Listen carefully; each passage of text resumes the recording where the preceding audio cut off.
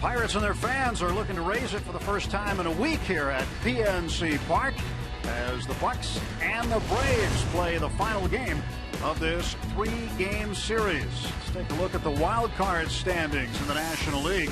Cardinals on top, the Giants and Braves tied for the second spot. Pirates just 2 back at this point in time. Hi again, everybody, along with Bob Walk. I'm Tim Neverett. Dan Potash will join us shortly. Tonight's the night Garrett Cole makes his return. He's had 4 rehab starts in AAA, and now he is healthy and ready to go back in the big leagues. Yeah, this is something I think we've all been waiting for quite some time. Watching him go through his rehab, it's been great. He's done well. You can see the last 2 starts, he hasn't given up a run, and we really need him to come out here and just kind of take this game by the throat and pitch just like he did down the stretch last season, where he was coming in after so many losses and just shutting it down and getting us a big win. Good number there, 11-4 following a Pirates loss in the career so far of Garrett Cole. Pirates starting pitchers over the last 10 games have not fared very well when you look at the record, Bob. 2-6 for the starters. Yeah, I really believe that the starting pitching definitely is the biggest reason why we haven't been winning of late. The numbers don't lie. ERA almost 6, and we're also not playing very good defense. We've given up 8 unearned runs. I mean, that's an awful lot. The opposition hitting over 300 against the Pirates in that stretch. Pirates 2-8 overall in the last 10 games. They've lost 7 straight, so the skid needs to come to an end here tonight as the Cole train gets back on the tracks. Garrett trying to engineer a stop to this losing skid. The Pirates and the Braves, Game 3, lineups at first pitch just around the corner.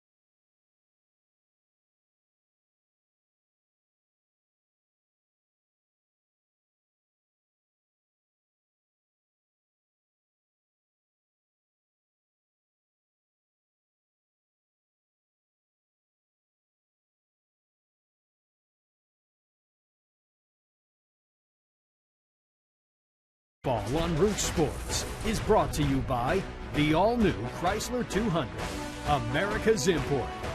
By Toyota. Now's the time to go places with Toyota.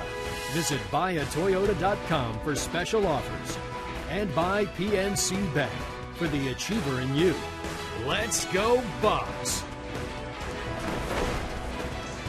Garrett Cole taking the field as he is ready to go back in the big leagues. Garrett Finished his rehab very well. Last 12 innings in AAA were all shutout innings. And now he hopes to be the stopper tonight as he gets set to make his first ever start against the Atlanta Braves. Well, we absolutely need somebody to come up real big and throw up a bunch of zeros. And hope Cole's got it in him tonight. Let's take a look at the Braves lineup, brought to you by Honda. Jason Hayward leads off. Andrelton Simmons in the 2 spot. Freddie Freeman's been good lately. 17 games this month, hitting .391 with 9 extra base hits and 9 runs batted in. Justin Upton in the cleanup spot.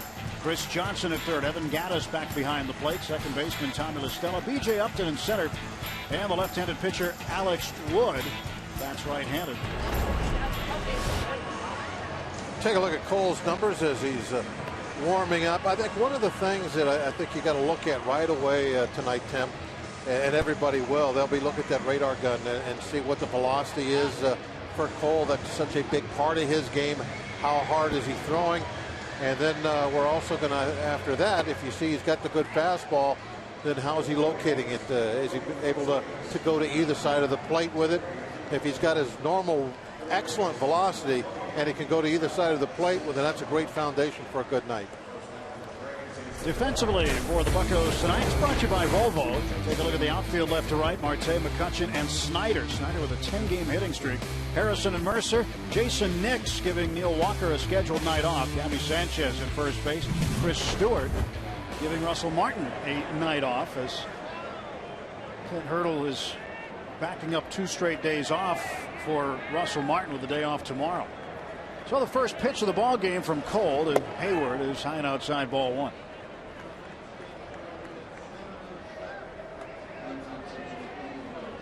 One ball, no strikes to Hayward.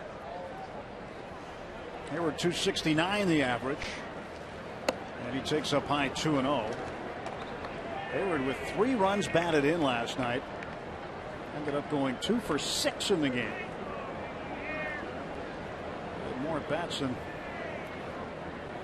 most in the game last night. You will by batting at the top of the order. And Garrett Cole, first start since the 4th of July. A sore lat put him on the disabled list. Second on the Pirates staff in wins with 7, in spite of starting only 15 games now. 14 prior to this start that's just underway.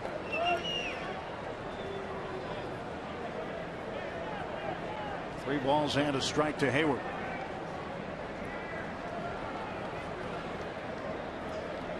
And the 3-1 from Cole. He walks the leadoff man. You don't see an awful lot of walks from Garrett Cole, especially when it's the first batter of the ball game. Yeah, you just kind of wonder, how he's handling the nerves. Although what he went through last season, toward the end there, getting the ball, the last playoff game of the year.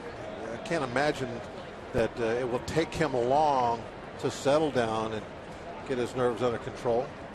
But he's got to be, really fired up. The adrenaline has to be really pumping because it's been so long since he's been out there, and he knows how important this game is to his teammates.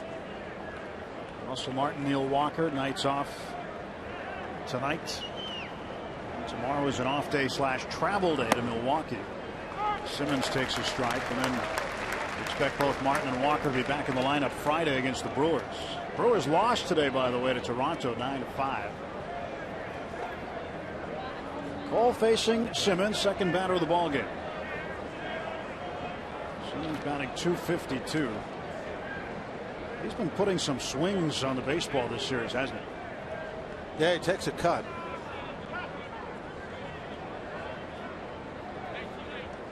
Cole's 0-1. Get us ready for Gomez. Yeah. That's who we've been comparing him to this week. The swing of Carlos Gomez of the Brewers. At least Simmons' helmet stays on.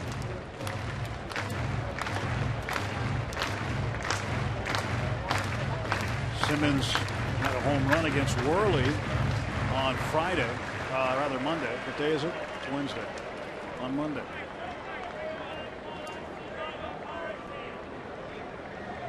Oh, 2 pitch. Got it. Now Garrett has zeroed in the strike zone. Well, he got ahead of him up and in, and then that was a perfect 0-2 hard slider. It's down out of the strike zone, but it's not bouncing way out in front of the plate. You're going to get some swings, or at least a check swing, when you can put that hard slider in that area. It's about ankle high.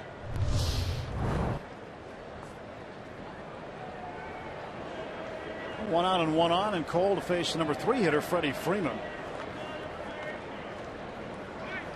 Braves first baseman waits at the plate. Throw goes to first. Freeman is second in Major League Baseball with 16 games of 3 or more hits, and he had 3 on Monday.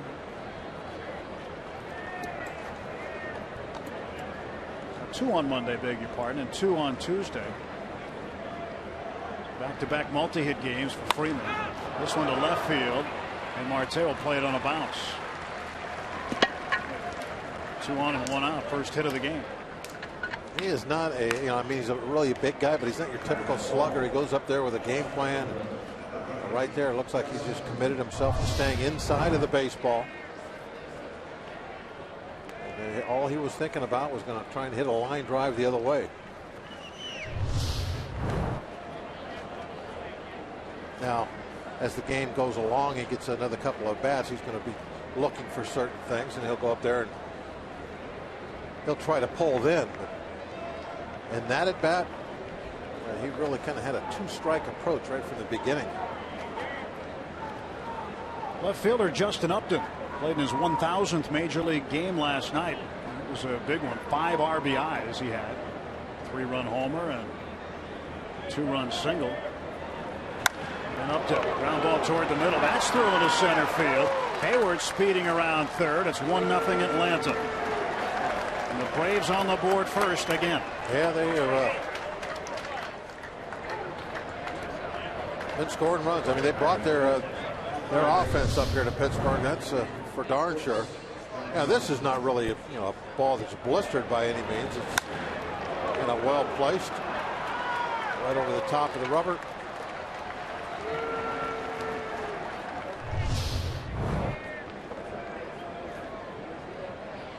Leadoff walk proving costly here in the first inning.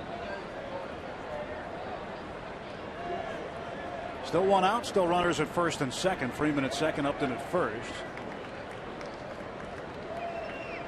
That was the 81st RBI for Justin Upton. Chris Johnson, third baseman, now batting.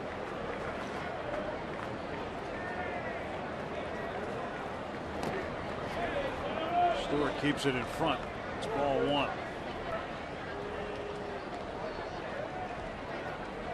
That's a very important block. Keep that double play opportunity. Keep that in order.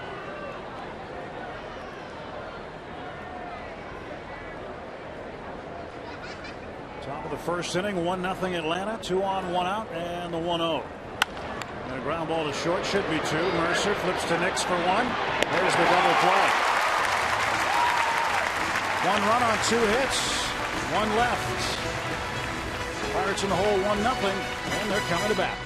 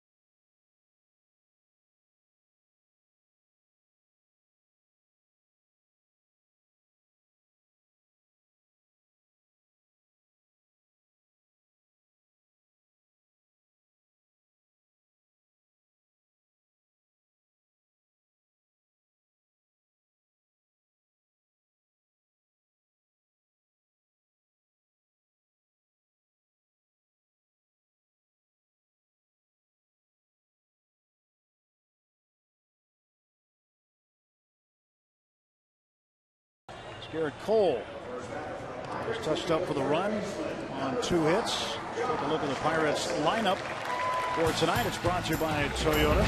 Leading off is Josh Harrison, Jordy Mercer in the 2 spot tonight, then McCutchen.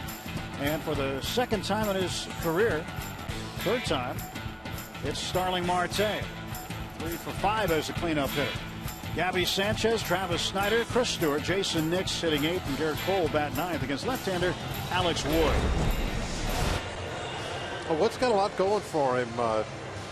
He's a strike thrower, as you can see, just 36 walks in 123 innings. They got good stuff, kind of a funky delivery. Hard to pick up, or at least it appears that is at least part of his weaponry to be able to mess up the hitters, get them off balance, as it doesn't look like it's something that the hitters would like to face, kind of unconventional the way he lays out.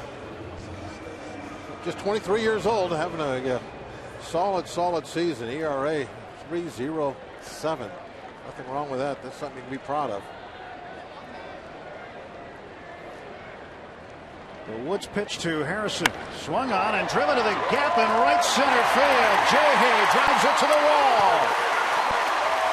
First pitch swinging. And Josh Harrison, another extra base hit. Double number 26. Well, he was definitely waiting on that. Not the typical leadoff hitter guy type style, going up there, going to take a couple of pitches, see what he's got. And I think Wood thinking, okay, he's just going to take a first one. He laid one right in there for him. Not much on it, right down the middle. And J.A. said, thank you very much. I'll be at second. Since the All-Star break, Harrison leads the National League in extra base hits with 18. He's got 1 more than the Braves' Justin Upton. So tying run in scoring position already. And Jordy Mercer, a chance to get him over or in. Throw to second base. Harrison safe. And Andrelton Simmons calling for Freddie Gonzalez to come out for a challenge. The shortstop called him out, and now Gonzalez will go talk to Angel Hernandez, the umpire. Not a challenge. They're going to come out. They're going to look at it first before they decide on anything.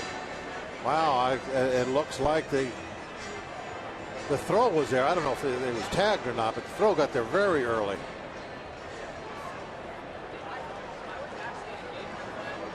I don't know, Tim, what do you think? That was a better angle. Let's see this one. This might not be as good of an angle. Won't be, because you can't see his hand. Well, they will challenge it. The Braves will. Oh, this is definitely worth a challenge. And I think they're going to call him out. After seeing that angle right there, it looks like the tag is on the arm, up around the bicep, and the hand still a couple inches from the bag. But we've seen this year that on the real close plays, that a lot of times they'll go with whatever the call is on the field and not overturn it. But there's the tag on the bicep, and the fingers hadn't hit the base yet, so I don't know.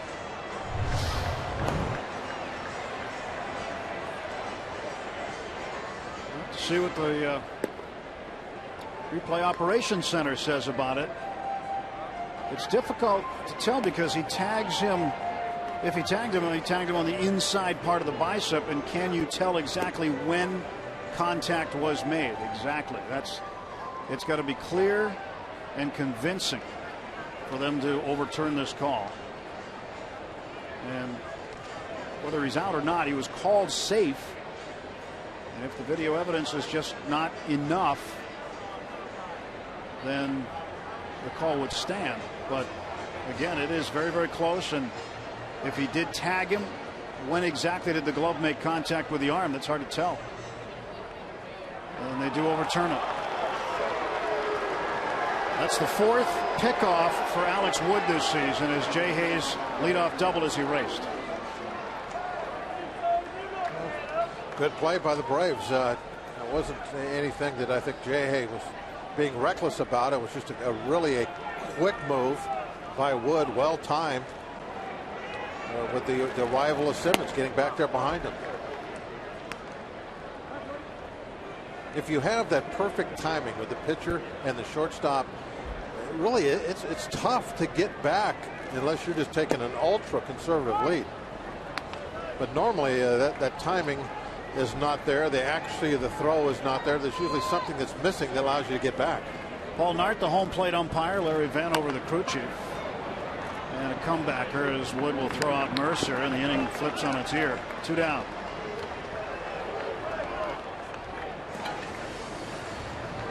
This will bring up Andrew McCutchen. But Jay Hay started the inning off well and just got caught too far off second base. Like the middle of the night, the middle of the lineup tonight. McCutchen and then Marte being red hot, hitting behind him. I'm hoping that these two guys could do some damage. Too bad there's nobody in scoring position right now.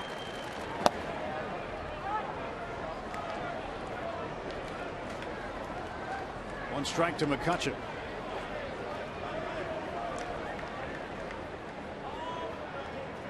Alex Wood out of the University of Georgia. He has actually pitched against Garrett Cole before. Both of them making their first starts against each other's teams, but Cole and Wood in 2011 faced off in a college game at UCLA. And Wood went toe-to-toe with him. Garrett was the superstar of the UCLA team at that time. And that's out number 3. So the Pirates done in the first. No runs a hit. That's it. Go to the second. 1-0 Atlanta.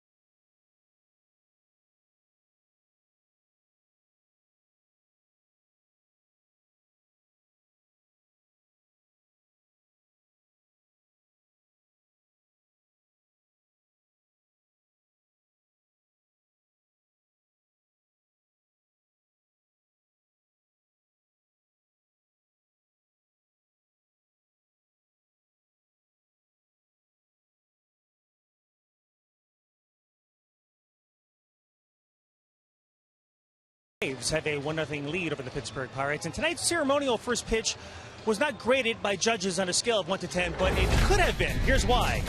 It was thrown by 5-time Olympian medalist Nastia Lukin, who's in town for the P&G Gymnastics Championships, which begin tomorrow at Consol Energy Center. Nice pitch. Some of the best U.S. gymnasts will be in town. Look at the size difference here between Jared Hughes and Nastia. Wow. The U.S. gymnasts will be competing for the national championship at Consol Energy Center. The event again starts tomorrow and runs through Sunday, guys. Well, that was the human version of the uneven bars right there. Jared and Nastia. Nastia, 5 medals in Beijing, 2008 Olympics. Dropped a nice slow hook in there, huh? Yeah. Well, I like that. That's a good command of the off-speed pitch. Catcher Evan Gattis facing Cole. He swings and drives this one deep to left center field. Marte on the run. Marte is not going to get it. Around first and into second with a double is Gattis. Third hit off of Cole so far tonight. Well, we saw Gattis last night how strong he is. That he can hit him just about as far as anybody. He jumps on this one and hits it just far enough. Marte almost able to stretch and make that catch. Inches from the tip of the glove. Good look from the Allegheny Health Network Supermo. 2 looks.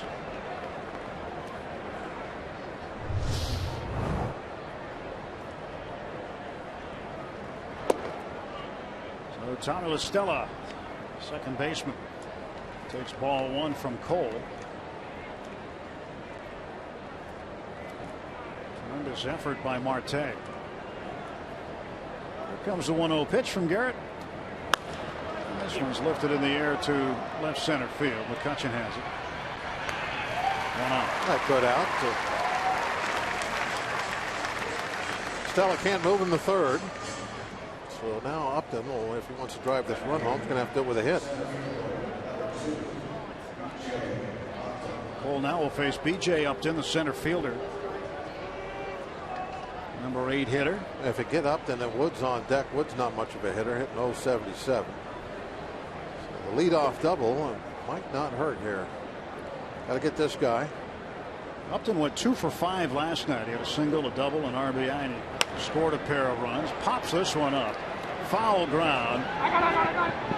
And Gabby calls off Garrett Cole at the last second. 2 men out. It worked out just fine. That was a big play with the with La Stella out there, able to get him out. Made this job a little bit easier.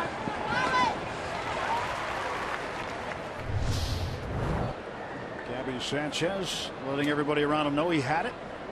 Good communication. Garrett Cole knew to get out of the way. Yeah, he's just over there to direct traffic. That's his job. Gaddis at second base, and the batter is the pitcher Alex Wood. Shows bunt, takes a ball. Be a heck of a bunt to knock that run in second. The super squeeze. Yeah.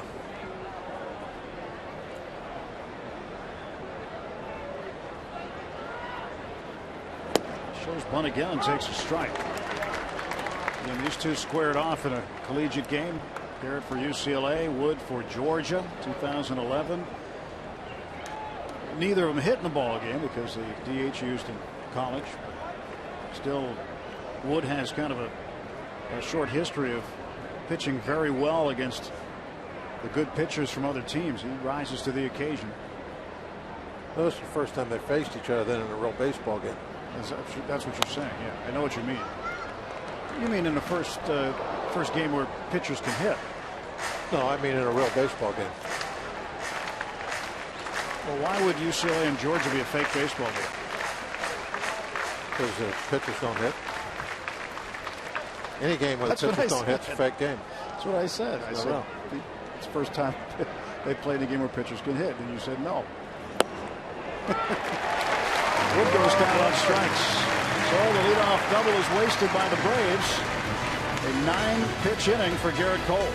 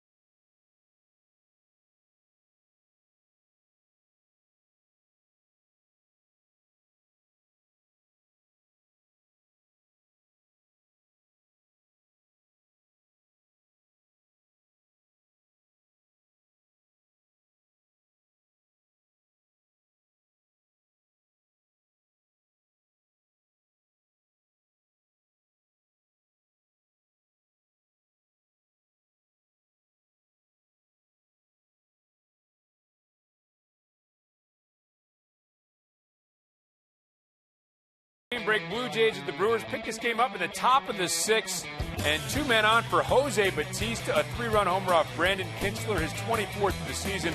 The Blue Jays take a 7-3 lead. They go on to win 9-5, so Milwaukee can be beat in Milwaukee. Let's go back now to Tim and Bob at PNC Park. Guys.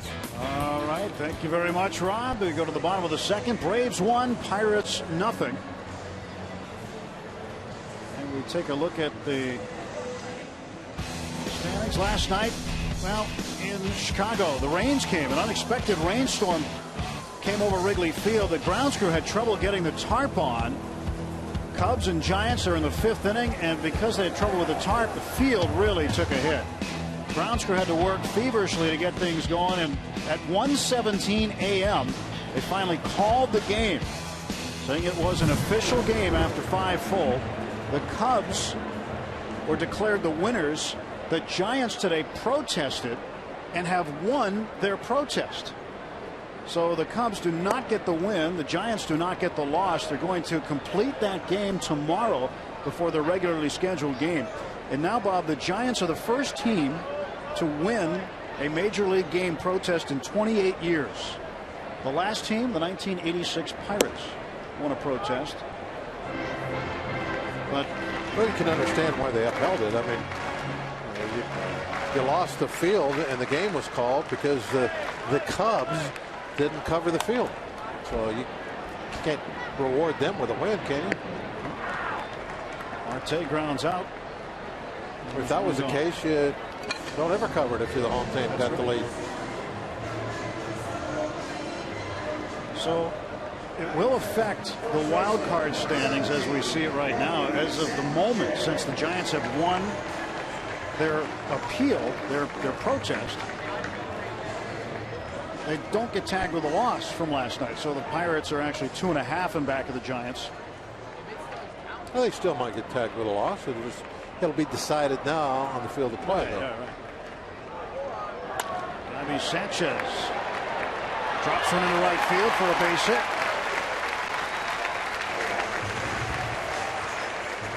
You never know, they could lose 2 tomorrow. Right. 1 out and 1 on for the Bucks. And Travis Snyder. How do you take Travis Snyder out of the lineup? You can't. Well, they haven't. Just keep playing him every day. As long as you hit, you play. It's a pretty old adage in baseball. He's been even starting against left-handed pitching as he is tonight. A 10-game hitting streak for Travis Snyder. The Pirates have a major league leading 7 players who have recorded hit streaks of 10 or more this season. Harrison, Walker, McCutchen, Martin, Marte, and Polanco. And now Snyder. No balls and 2 strikes to Travis.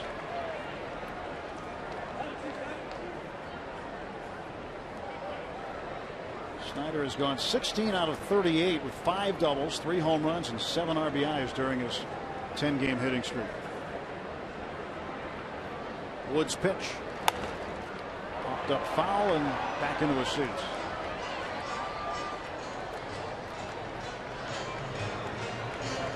I think Woods' fastball plays faster, plays better than the radar gun gives him credit for because of that really odd delivery of his. So it's going to get on the hitters just like he's throwing the ball, say 94, 95.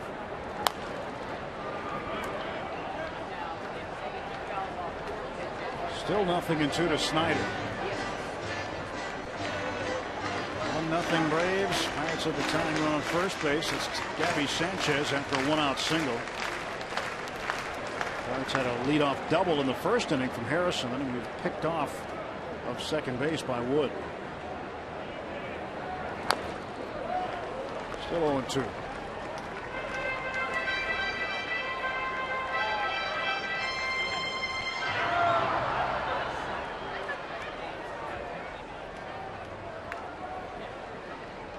Snyder taps home plate, looks back out at the lefty Alex Wood. Sanchez Gets into his lead off of first base. 0-2 pitch will wait as the throw goes to first.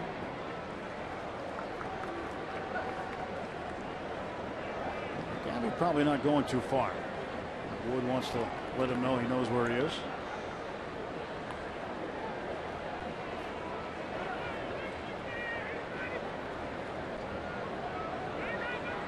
Oh, 2 pitch.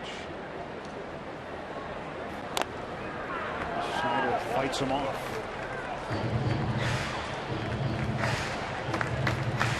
Since the All-Star break, Snyder's hitting .338. 6 doubles and 6 home runs and 18 RBIs over 28 games. Well, Snyder, I think, is one of the, if not the reason that what cushioned McCutchen being out for a couple of weeks. What he has done with the bat, really taking his place nicely out in the outfield.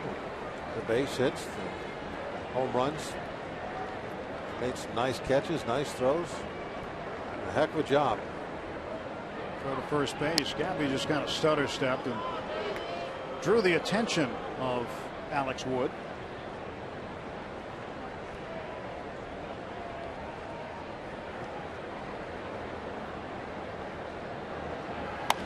To the left side. Simmons will pick it up.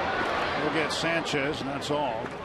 Fielder's choice for Snyder, and Sanchez is out on the force in the middle. Fans follow every Pirates game with MLB.com at bat on your favorite mobile phone or tablet. Get live look-ins, instant replays, scores, stats, audio, free MLB.tv game of the day, and more. Download on the App Store or visit Pirates.com today.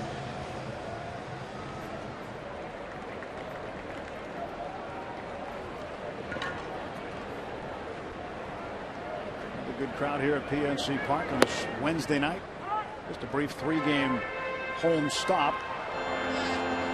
Pirates heading out tomorrow to Milwaukee for games over the weekend and back for 6 divisional games. Key games coming up here at the ballpark. St. Louis and Cincinnati next week here.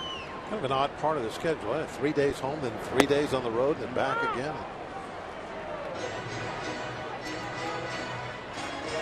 Think about what the Pirates have left too. They've got to take care of some business in the division. They've got 6 remaining with the Cardinals, 6 remaining with the Reds, 6 remaining with the Cubs, and 6 remaining with the Brewers.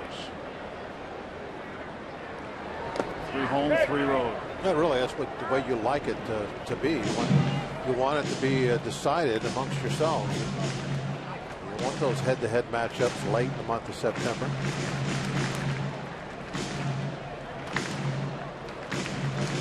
Stewart's done a good job with the lefties lately. We're still got to go to Atlanta and play the Braves, and obviously we're battling these guys for one of those wild card spots, perhaps. The people you have to beat are right in front of you, or they're going to be. Right. The games out of the division left. You get 4 with the Braves, as you mentioned, Bob. That'll be on the last road trip, and then 4 with Philadelphia in mid-September. In Philly.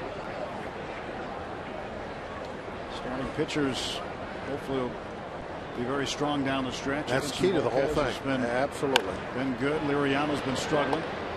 Got to have good, dependable starting pitching. A must if you're going to win anything.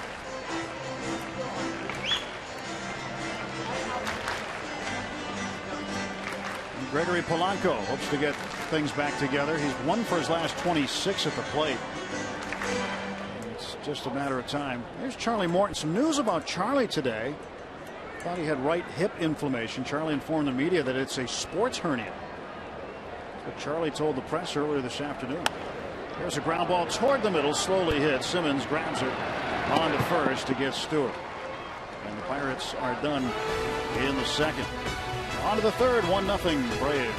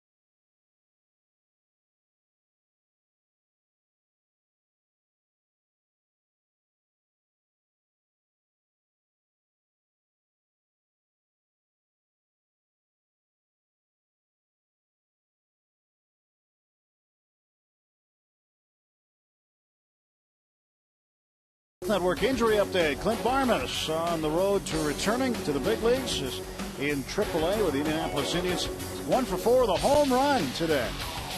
Played some good defense. So Barnes looks like he's on track to be heading back to the Buccos very soon. Some depth to the infield.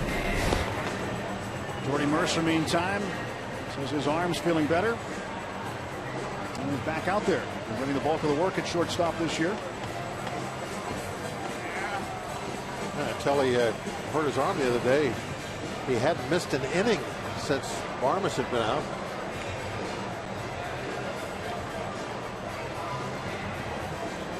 Garrett Cole pitching here in the third against Jason Hayward again, as the Braves will have the top of the order up.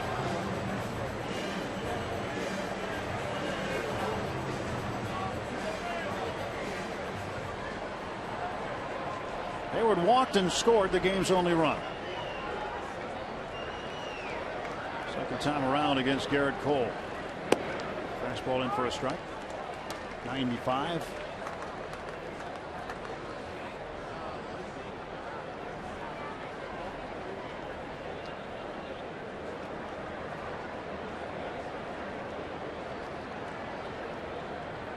And Cole's 0-1 outside, just off the plate.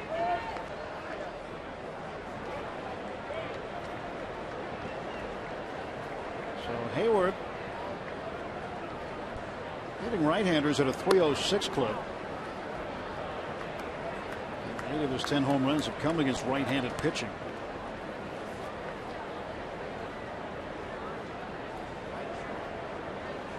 That's a big leadoff man, isn't he?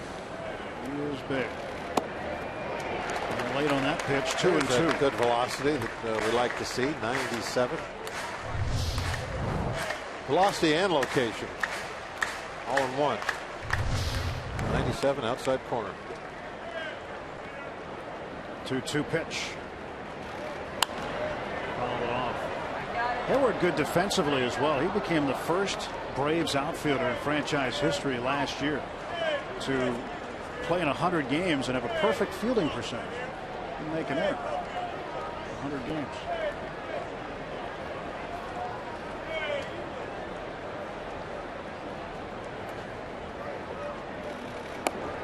Get him on an appeal. Third base umpire Vic Carapazza said he held up the swing, and that'll fill up the count at 3-2.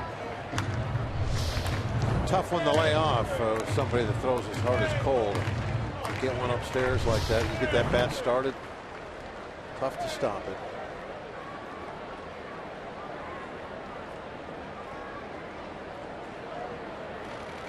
Payoff pitch, cut on and missed. Strike 3. Strikeout number 3 for Cole. One down for Atlanta in the top of the third. Everything away and a lot of hard stuff.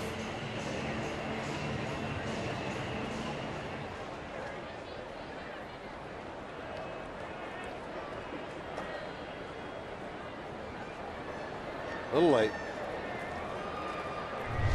Like he swung a little underneath that ball too. Looks like he did. One down. Andrelton Simmons struck out swinging. He was the first strikeout victim tonight for Cole. Takes ball 1. 252, rather now down to 251 after his 0 for 1. 6 home runs and 41 knocked in. Here's the pitch. Big swing, fouls it out of play to the right. When guys get up there and continue to take the big rips like Simmons, we've seen him during this series, and like we see Gomez with the Braves, pitchers start taking exception to that once in a while. Well, some guys do. It depends. Everybody's different. They don't like it. I know Blas, he absolutely can't stand it. He mentioned that last night and the night before. I mean, everybody's a little different. You know, me, I never really got bothered by it all that much. Foul ball for strike 2. There were things that would bother me out there, but that was never one of them for some reason. I always kind of thought, well, they're over swinging, they're getting themselves in trouble. And I kind of liked the guy with a big swing like that real long, because I mean that was something he gave me some places to pitch to and the ways to get him out when I got that big long fallen over type swing. When you see that, though, do you think now you can go to off-speed stuff? You get a better chance if he's taking a big hack like that? You're reading the bat, basically, is what you're doing. Is he slow, or is he swinging for the fastball? You got to see what he's doing. But that big swing makes it to where his timing has to be perfect, whatever he's looking for. Simmons grounds out to Nix, 2 away. And Pirate fans, we want to see how you root for the Bucks tonight. Show us how you raise the Jolly Roger and the fun places you watch the games on Root Sports. Show us how you display your Pirates pride. Submit a picture via Twitter using the hashtag BucksFanPhoto for a chance to have it shown during our telecast tonight. Freeman takes a pretty good looking pitch for a ball. Yeah, look at the velocity on that one. 98 miles an hour. It definitely has loosened up a little bit now since that first inning.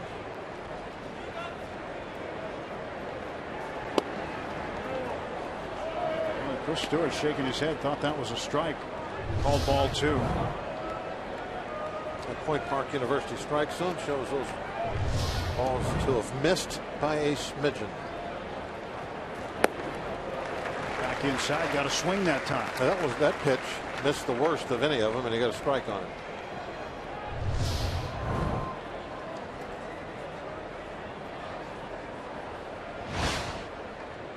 Two 1 to Freeman. Cole's got a little something going now. He's found something that's working for him. Slider on those last 2 pitches. Freeman can't even make contact with it.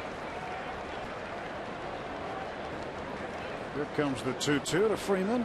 As soon as Cole's ready, steps off first.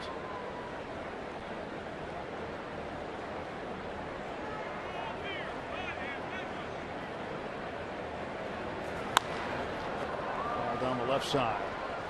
Count stays 2-2.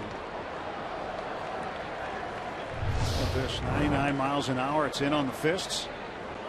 We talked earlier about location and velocity. The combination tough to beat. Yeah, 100 mile an hour on your hands. That's a pretty good combo.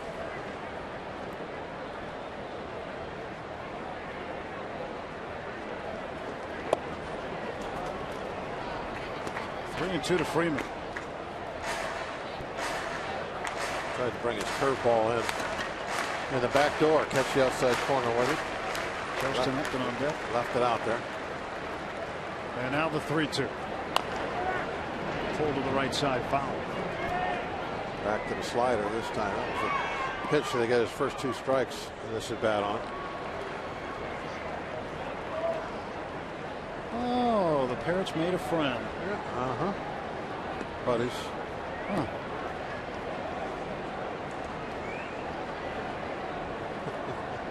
The Parrot's glad that it's eat more chicken and not eat more parrot. Strike 3 called. He got him. 1-2-3 to the Braves. Cole with 2 punch-outs. He's got 4 strikeouts in the game.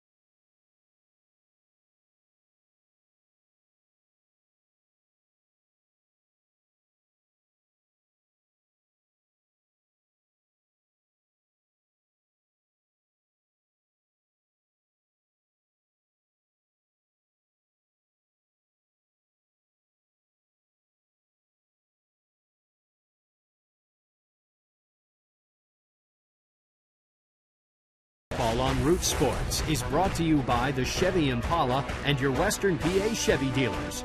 And by Day Automotive. We're going to make your day. Let's go Bucks! 1-0 Atlanta, bottom of the third. Pirates looking to get that 0 off the board. He wants a ball hit his way. Jason Nix, the batter, number 8 hitter, then Garrett Cole, then back to Josh Harrison, and Nix goes the other way, foul. Strike 1 to Nix. Jason hitting 137, playing second base tonight. Walker, a night off, still with the slower progression to return to everyday play. They don't want to risk any other problems with Neal's back. Got a little water in the air here. A little sprinkle falling right now. Got a little buzz around the stadium, I think, on the crowd mics. Strike call, breaking ball to Nix. Yeah, some folks heading for cover. That's not welcome. The rain needs to go away.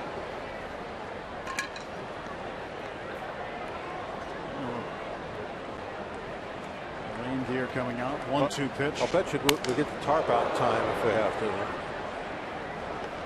Confident in our guys. Oh, yeah, they're the best. They'll be out in no time. They're primed right now. Look at them. They're like the bull in the rodeo, you know, where the gate opens, boom, they come flying out of there. Oh, that was a lot of splinters. Be tough to get all those pieces. So the bat blows up. Nix has a new one. 1-2 pitch from Wood. In the dirt, 2-2.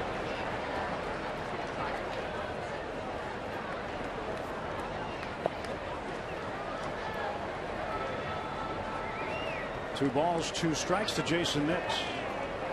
Nix joined the club while the team was in Arizona. Signed as a free agent. And this one ripped into the glove of a diving Johnson. Chris Johnson with a play. And Nix is out.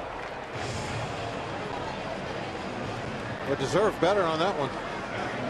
After the broken bat, he barreled this one up.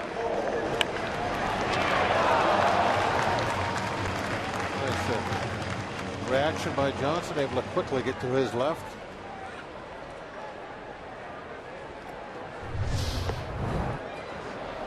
Garrett Cole, he's a .240 hitter. He's 6 for 25. So Nix 0 for 1.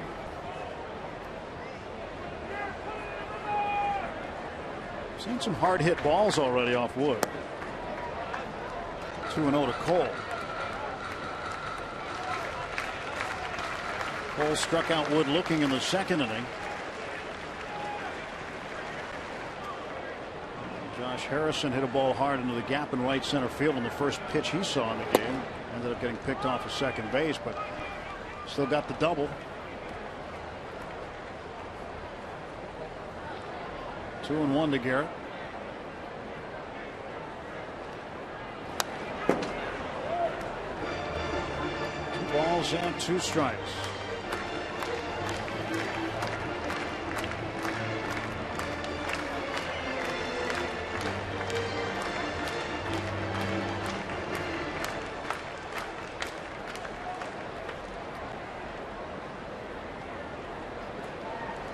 Looking in now, the pitch. And Cole takes strike 3. So Wood returns the favor and strikes out his opposite number looking. 2 men out for the Pirates in the third inning. The Icy Light Landing at PNC Park is located behind the left field bleachers. Stop by throughout the season to enjoy draft beers and get all 3 limited edition Pirates cans. There it is, something on the 383 mark. Icy Light Landing. 2 outs for Harrison. Josh will take ball 1.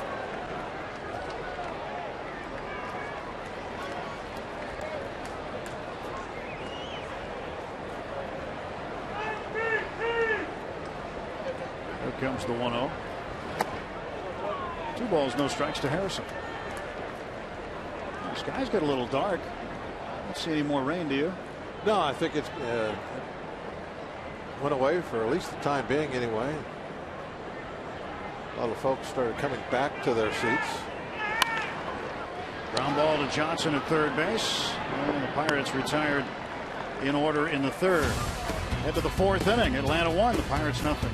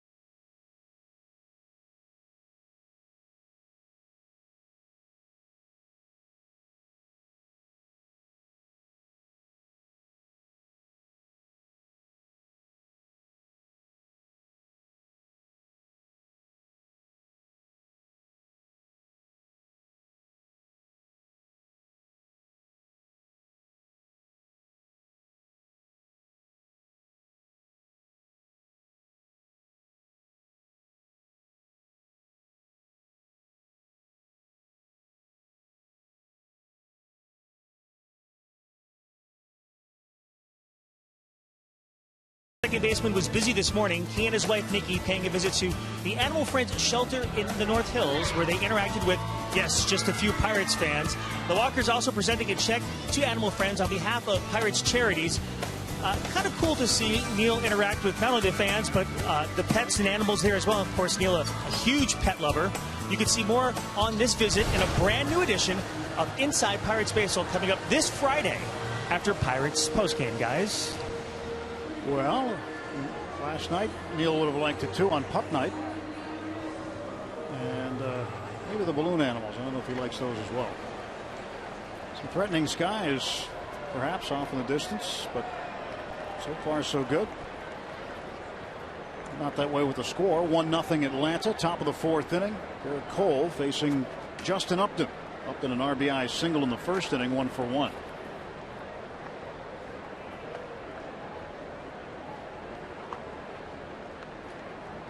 Stewart setting up inside. Set a target. Cole hit it for a strike. Well, that velocity is really getting consistent right now. It starts off first pitch at 97.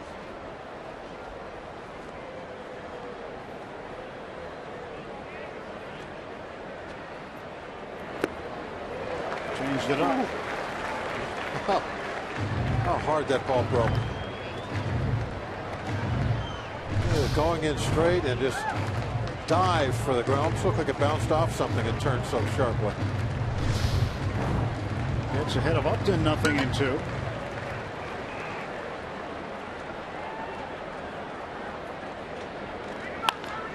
Ground ball left side. Mercer with a backhand. Long throw for Jordy. Scoop by Sanchez. And out is Upton.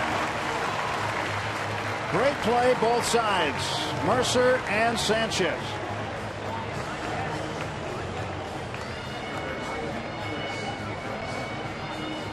Larry Vanover apparently making sure that Gabby had the ball in his glove. Yeah, I guess that's what he was doing, waiting for that.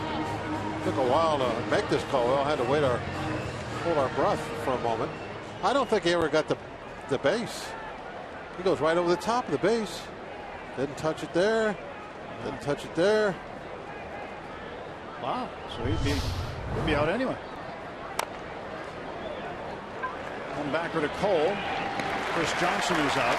2 gone quickly in the Atlanta 4th.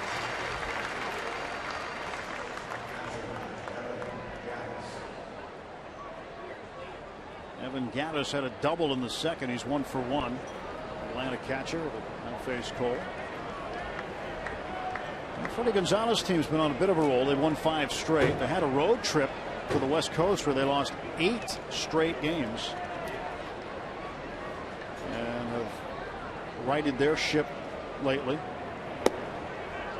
And the thing about the fact that they've won 5 in a row, they've been chasing Washington in the East, and the Nationals have won 8 in a row. Nationals are 9-1 in the last 10, and they maintain a 6-game lead.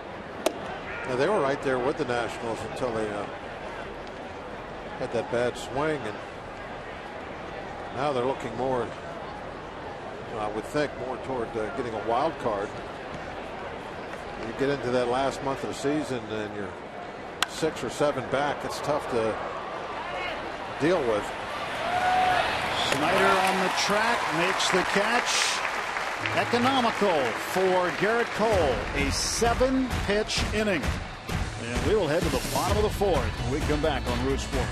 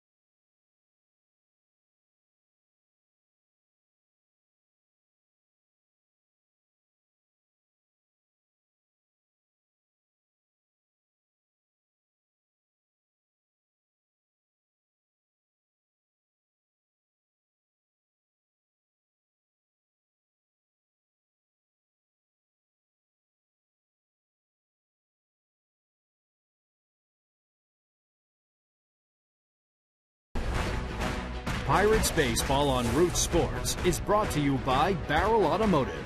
We're driven to be better. And by Levin Mattress, located in all Levin furniture showrooms and freestanding stores. Let's go Bucks!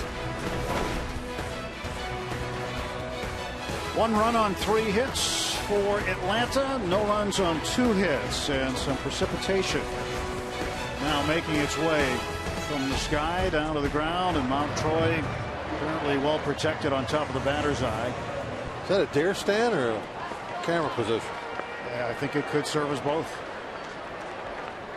And now this rain will begin to scramble some of the fans as Jordy Mercer takes ball 1. Larry Vanover, the crew chief, will keep an eye on that, and of course grounds crew at the ready. This ball is fouled down the third base side. 1 ball, 1 strike. They're like the bulls at the rodeo. The gate's going to open. They'll come flying out if need be. And just a moment or 2 ago, the skies were calm, and then somebody flipped on the switch. Yeah, they'll turn it off in a moment. I hope so. 1-1. Gets away. 2 balls and a strike. Mercer and then McCutchen and Marte. Manny Lopez and his grounds crew ready as soon as Vanover calls upon him. 3-1 to Mercer.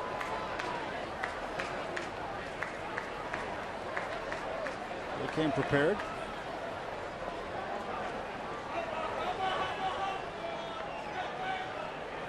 Three-1. Mercer, 1 hopper to Simmons. On to first and 1 out. Going to have some sloppy conditions out there. This keeps up. Mound might get a little slippery. It looks like they'll be making a return trip to the sign store, Bob. What you start looking for now, I think, is that you watch the infield, you start seeing shiny spots, then you know that you're getting a lot of water down. McCutchen takes ball one. Kutch is 0 for 1. He grounded out to Simmons in the first. Doesn't have a hit since coming off the disabled list. 0 for last night. 0 for 4. 2 balls, no strikes to Andrew.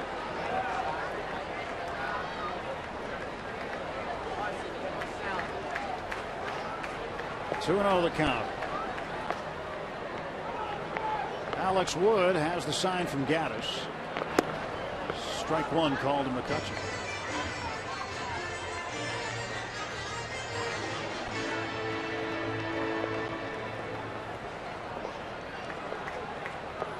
And Wood's 2-1 coming. Inside, 3 balls and a strike.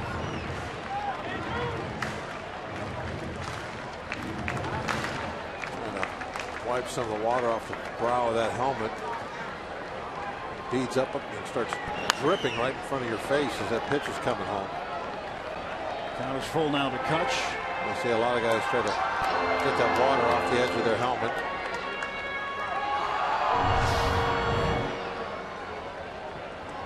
See the water how it's dripping right off the edge of the helmet. That you want to get rid of that before you step in there so you don't have that distraction. And McCutchen strikes out looking. You see how he's cleaning the beads of water right off the edge of the helmet. I believe that was bothering him.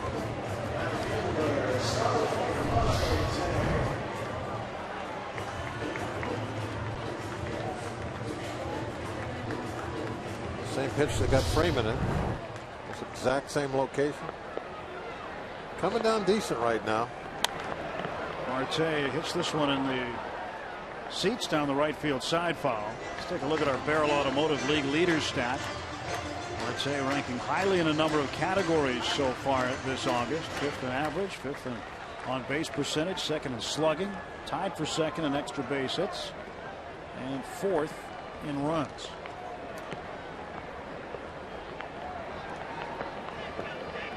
Oh, 1 pitch. That's inside. 1 ball and 1 strike. Consider those numbers and consider the fact that Marte was a little banged up. He had the time spent on the 7-day concussion deal. Off-speed pitch fooled him. 1-2 the count.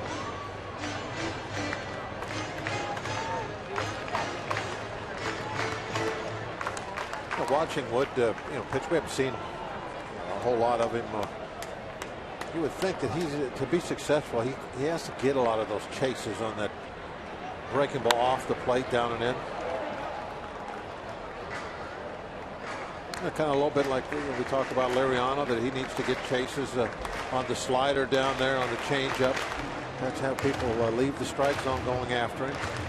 I gotta believe Wood is a lot like that, with that kind of sweeping curveball that he has that goes down and in to the righties.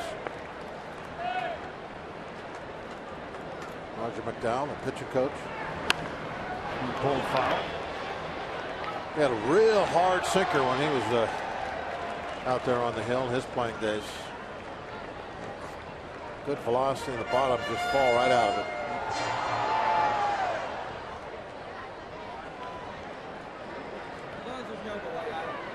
One ball, 2 strikes to Marte. Wood strikes him out. Pirates gone in order for the 2nd straight inning. We'll go to the 5th. Still a 1-0 Atlanta Braves lead.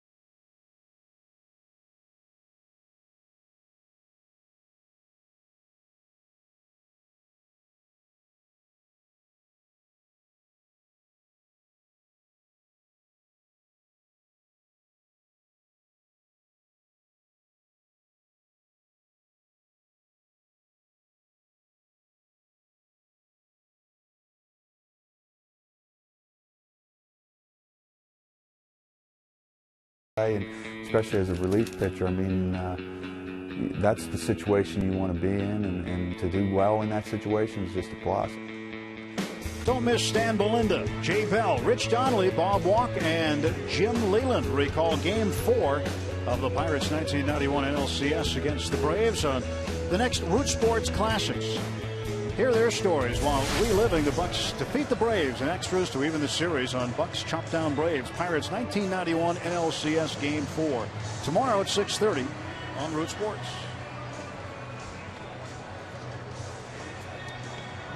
Look at the skies. Now that's where we got to look to the west. Yeah. You know, that's heading this way. Yep, we're fine. Beautiful. You can see the sun starting to set, shining a little orange on the bottom of the clouds. We're going to dry up. Be in good shape. All we need now is some runs. Got to get that man a lead tonight. He's really settled in, throwing hard, throwing strikes. First pitch to Tommy La Stella is a ground ball to the right side. Nix is there. And that's 10 in a row set down by Garrett Cole. One out for the Braves on one pitch. Remember last inning he had a 7-pitch inning. The inning before it was 9. I'm sorry, 2 innings before it was 9, and that included facing 4 batters, and one of them got a double. There's 49 pitches for Garrett Cole with 1 out in the 5th.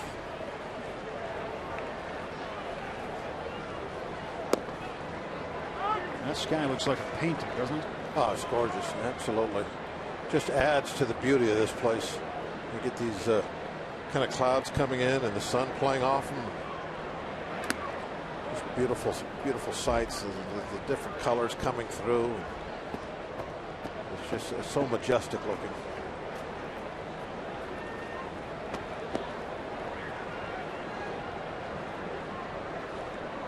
Look at that.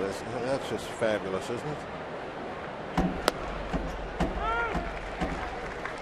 1 and 2 to B.J. Upton.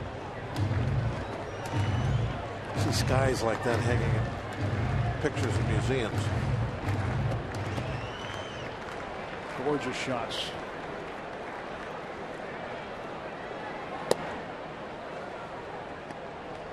Two and 2 to Upton.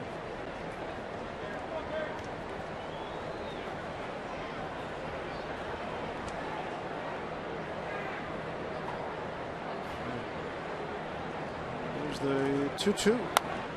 Ground ball to the right side. Nix will get behind it. 2 gone.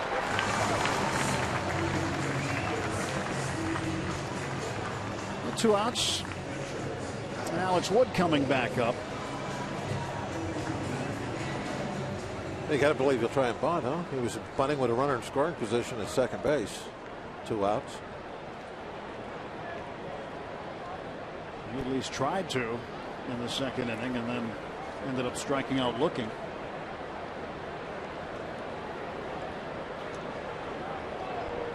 Cole would like to make him another victim here. Starts him off with a 94-mile-an-hour fastball.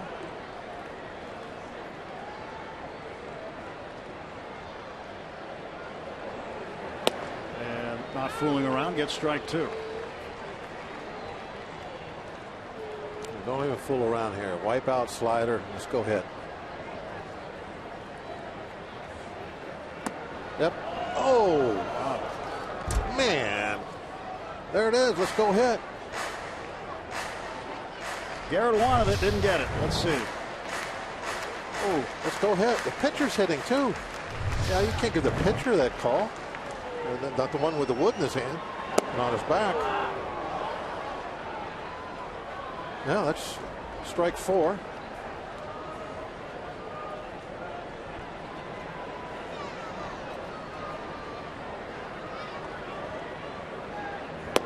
And strike 5. A 5-strike strikeout.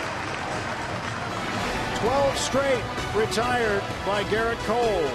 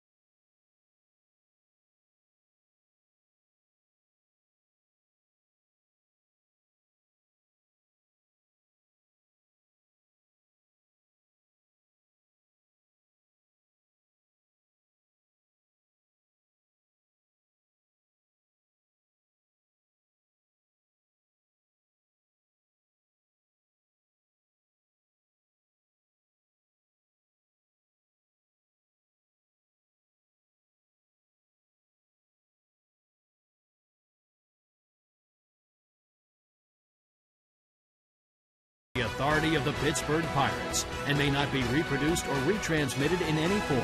And the accounts and descriptions of this game may not be disseminated without the express written consent of the Pittsburgh Pirates.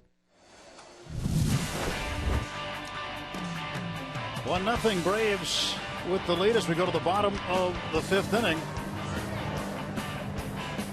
And be sure to download the At the Ballpark app on your mobile phone and check in next time you're at PNC Park. This free app is available to all fans and includes a chance to win seat upgrades, concession vouchers, and more. Download the At the Ballpark app with Google Play or the App Store on your iPhone or Android. On the Bob Walk, and Dan Potash, I'm Tim Neverett back here at PNC Park. Gorgeous skies tonight. That's a picture you'd like to just have on your wall. Mother Nature Beautiful. giving us a show. Gabby Sanchez 1 for 1 facing Alex Wood. Pirates trying to get on the board against the left-hander. And Gabby hits this one up in the air to center field. B.J. Upton camps out under it. 1 down. Yeah, Wood has been a great addition to their rotation this year. And we're seeing why tonight. Pitching well.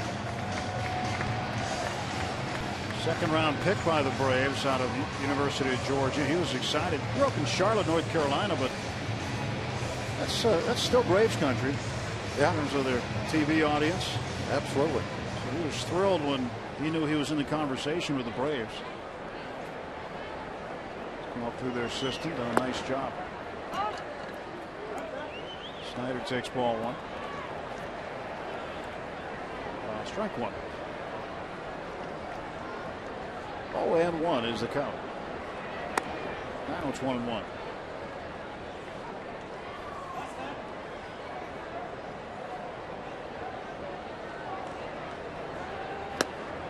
Well, in front of that one, 1-2.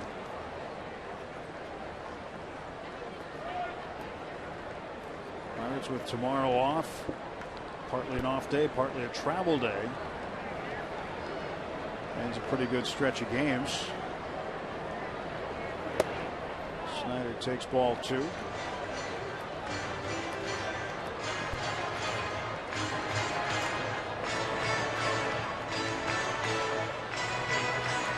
It'll be the first off day for the Pirates since August 4th.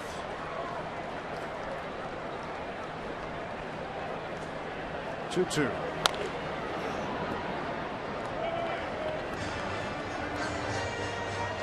That's kind of the way the baseball season goes. You get a long stretch, no days off, and then you have 2 days off, and out of 6 days. It's just funny how it works. You got to take your time off when you get it. 16 straight games. And Snyder hits it on the ground. That's past LaStella and into right field for a base hit.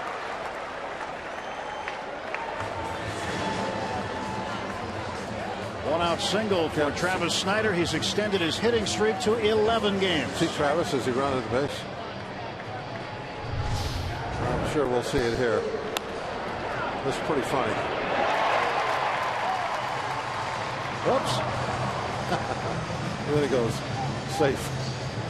Gives the safe call to the Atlanta dugout. Had a blowout. Hey, it's a little slippery out there. We had a little water.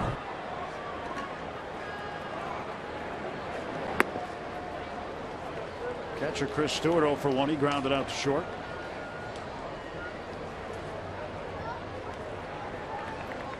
Yeah, that's kind of the goal every day. You got to get that uniform dirty. A little muddy right now. It's wet dirt.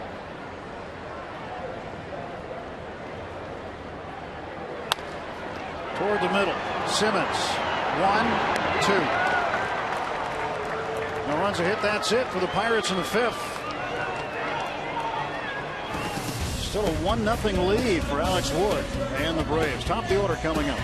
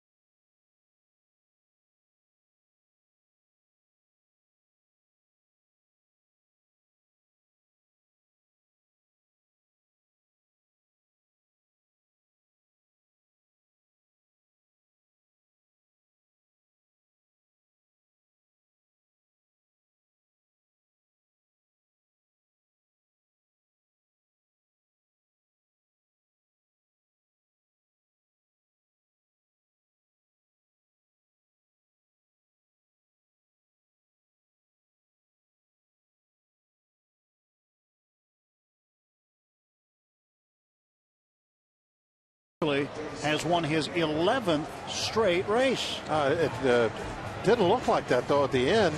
Right there, I mean, everybody thought he came in second. It looked like he was second, but they challenged. Well, the sauerkraut saw was originally declared the winner. There was a challenge. They went to the video replay. They went to Pete. And the call was overturned. Pete wins. Overruled on the play. I mean, it just usually, you know, something that close will go with the original call, but they saw it differently in the kitchen. There was clear and convincing evidence, apparently. Some work being done on the pitcher's mound for Garrett Cole. They've got a new cleat cleaner being put in as well.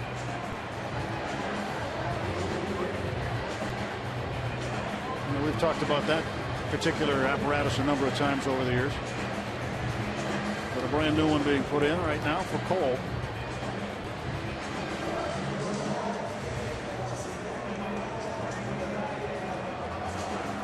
And Lopez crew doing a good job getting things ready for the sixth inning. And fans, you can get your tickets in the all-you-can-eat seats for any upcoming Pirates home game, starting at just $43. You get a Pirates ticket, all you can eat hot dogs, hamburgers, nachos, popcorn, peanuts, ice cream. You get the picture. Go back for more food and drinks as many times as you like. Visit pirates.com/all-you-can-eat. Get your all-you-can-eat seats.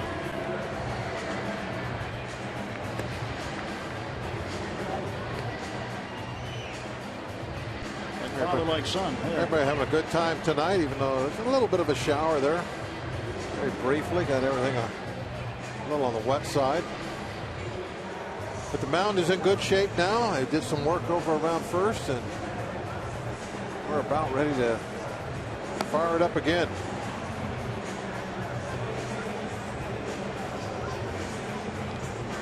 Getting jiggy with it. A lot of dancing goes on here at PNC.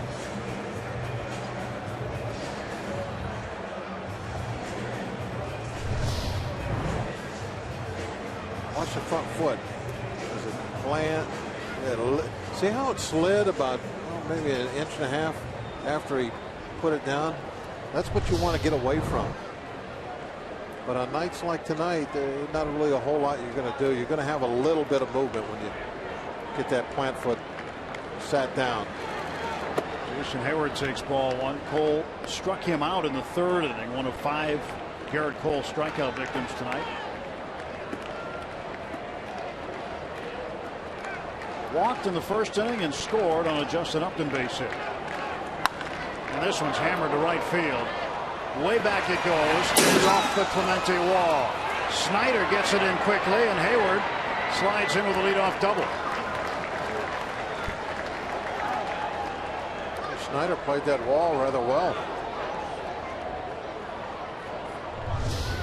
Realized he wasn't going to be able to make the catch, so he just did his best to put himself in a position to perhaps keep to a single. Got a funny bounce too. They see the ball bounce, it kicked immediately towards center, didn't come right back to him. He backpedaled right there at the end. He starts backpedaling to give himself some room. It's important in right field here to read those balls as quickly as you can, make that decision. Can I catch it or not? And if the answer is no, you got to get away from the wall. Simmons bunts to third. Harrison double clutches, throws to first, and Sanchez covering. That'll move Hayward down to third base. Sacrifice bunt by Andrelton Simmons. And 1 out. So Hayward at third. His double ended a string of 12 straight retired by Cole. Gabby, wow, there was a big mess up there between Gabby and Nix. Gabby is supposed to charge on that, and then the second baseman comes over and takes that throw, but Nix was going to be late, and boy, if Gabby hadn't have circled back, that wouldn't have got anybody out. Pirates will walk Freddie Freeman here. It was a nice wide shot of the field there. You could see everything as it developed and why Harrison had the double clutch to make that throw. There just was nobody there for the moment anyway to throw it to.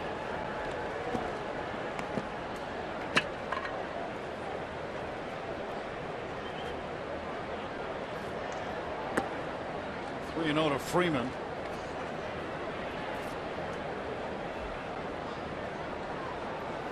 Now Cole will face the cleanup man Justin Upton. Upton has an RBI single in the first. He grounded out to short in the fourth inning. Jordy Mercer and Gabby Sanchez both made good plays at each end of it to retire Upton. So they'll set up the force play in the middle, maybe get two. And a right on right matchup as well.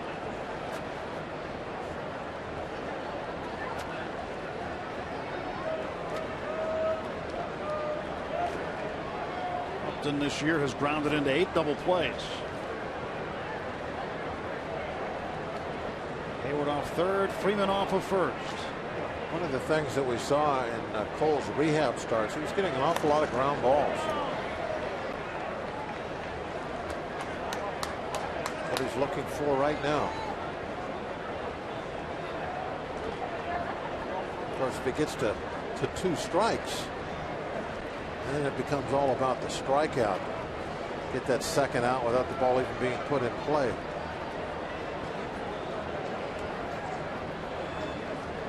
Nothing in 1 to Justin Upton. Comes inside to him. And it is a 1-ball, 1-strike count. Upton with an 11-game hitting streak. Extended down in the first inning with his RBI single. RBI number 81 for Upton. Runner on third, less than 2 outs. He's been able to get a runner in 50% of the time.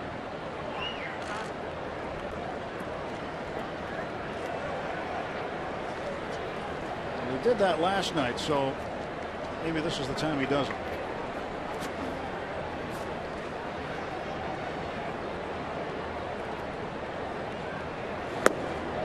Very late on that pitch, 1-2. Now you got to try and strike him out. You got that power arm, maybe that real sharp slider. Put it down about the ankle high. Might be able to get a chase for a strike 3. If you stay downstairs too, if there's contact, you get a ground ball. It would be the 7th ground ball of the night that Cole would have induced. Oh, just a little outside.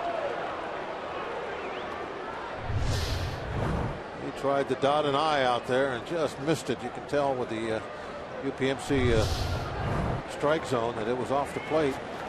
Maybe 2 inches. Tough pitch to lay off of with 2 strikes. Yep. Especially since it was belt high. Time.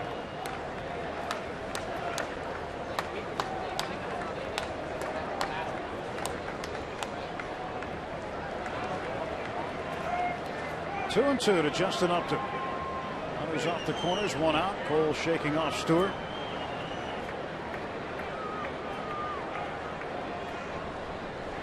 Can't get on the same page.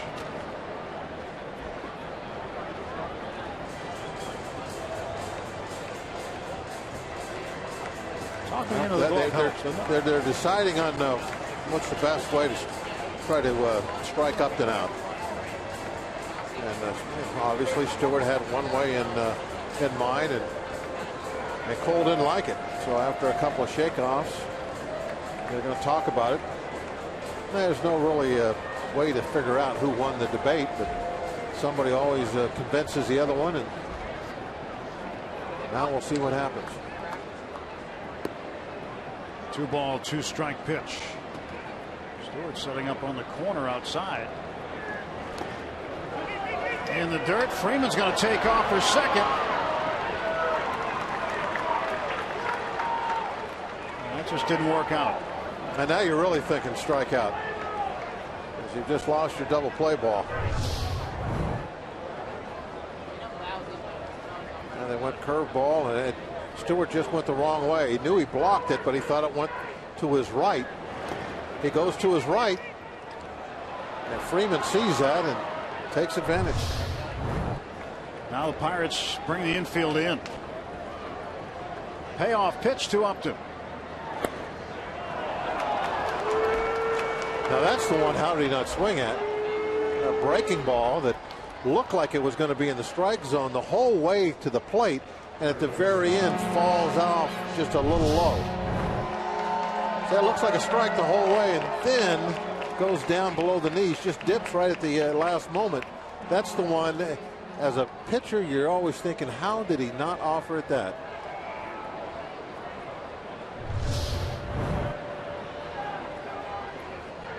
Now Stewart will have a visit again with Cole as they talk about Chris Johnson. Now Johnson has hit into a double play already tonight and bounced back to the pitcher Cole. Yeah, obviously with the base on ball after the wild pitch puts that double play back in order. And as you just pointed out, you could even have a home the first double play here with sacks loaded.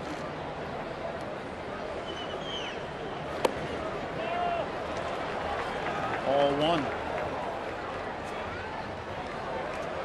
Cole came inside to Johnson.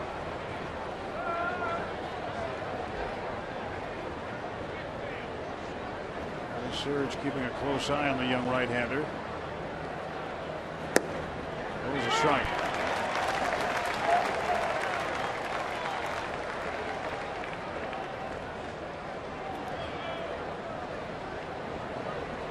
Cole could really use another ground ball playable in the infield right now. Could be one of those turning point innings for both teams. Well, it gets Johnson to swing at a pitch that was way inside that time. Look at that. That ball is a good 6 inches off the plate.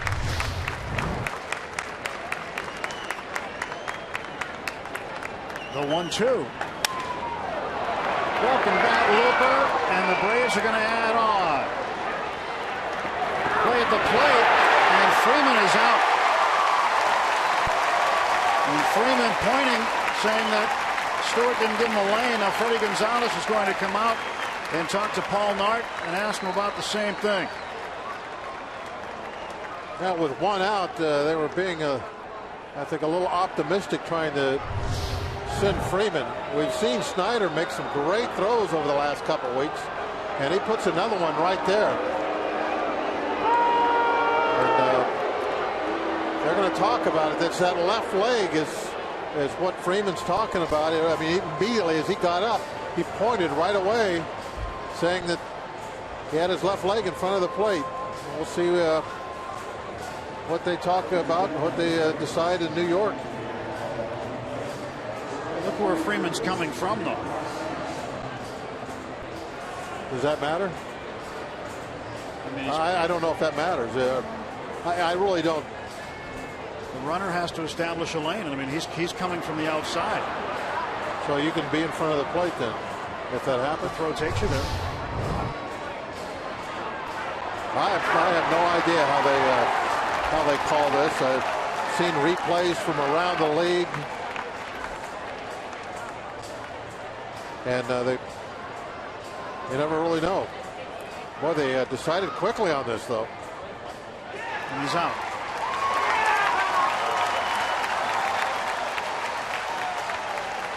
Another great throw by Snyder. We've seen so many of these. He is upping every part of his game, the defense, offense. They took a gamble with one out. Snyder made sure that they lost.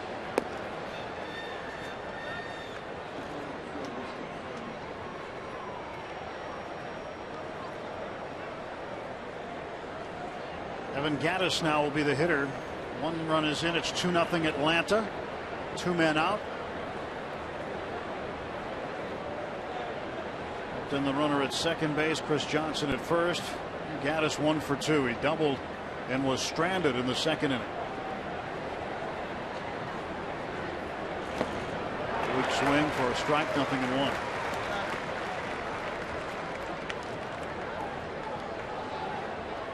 Well, Cole has done a decent job here in his return. Really scattering 5 hits, giving up the 2 runs, but the Pirate bats need to help him out. They've not done so yet tonight. Strike 2 to Gaddis. He's got a sting.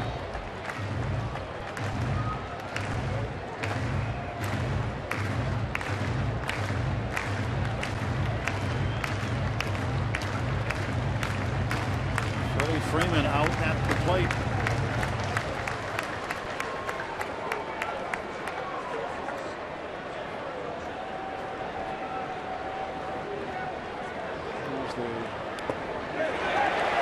Did he go? Yes, he did. Strike 3. 1 run comes in on 2 hits. 2 men left. After 5.5. The Braves 2, Pirates nothing.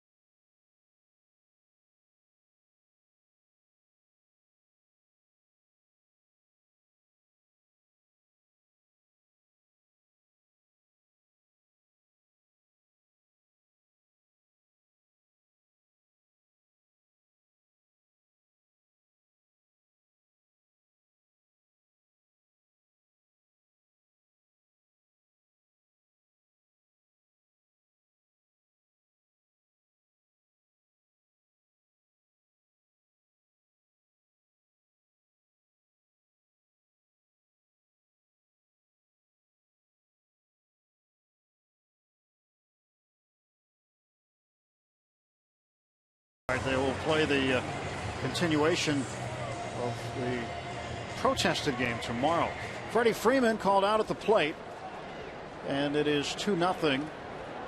Jason Nix will lead off against Alex Wood. Just to clarify, it's one of the things that probably needs to be tightened up with the replay stuff, is finding out whether or not on a play like that Atlanta was challenging safe or out, or whether or not it was a crew chief review based on the experimental rule 713, the obstruction rule to plate, and it was an Atlanta challenge. So Atlanta has lost their challenge for the rest of the game after losing that challenge. But there's another option there. You could ask the crew chief to look at obstruction, and whether it's obstruction or not, New York looks at safe or out. Therefore, you could conserve your challenge and have the same result. But Freddie Gonzalez elected to challenge it straight up and lost the challenge. I don't think there was any question that it was out. I'm really surprised to hear that they were challenging that, rather than his foot being across the line, Stewart's foot. But they lost it, so now they don't have a challenge the rest of the game. So that's a good bit of news. Jason Nix flies out to start the Pirates' 6th.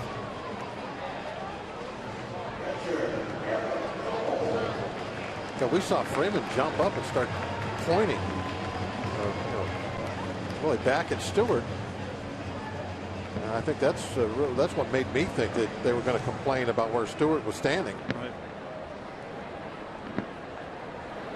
Cole, who took strike 3 his first time up, takes ball 1 here.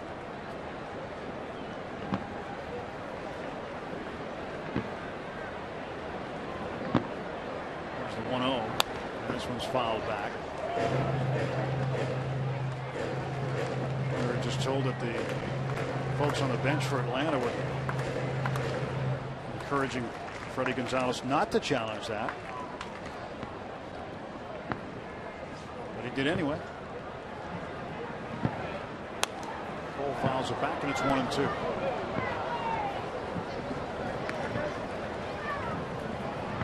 Get some lightning in the distance.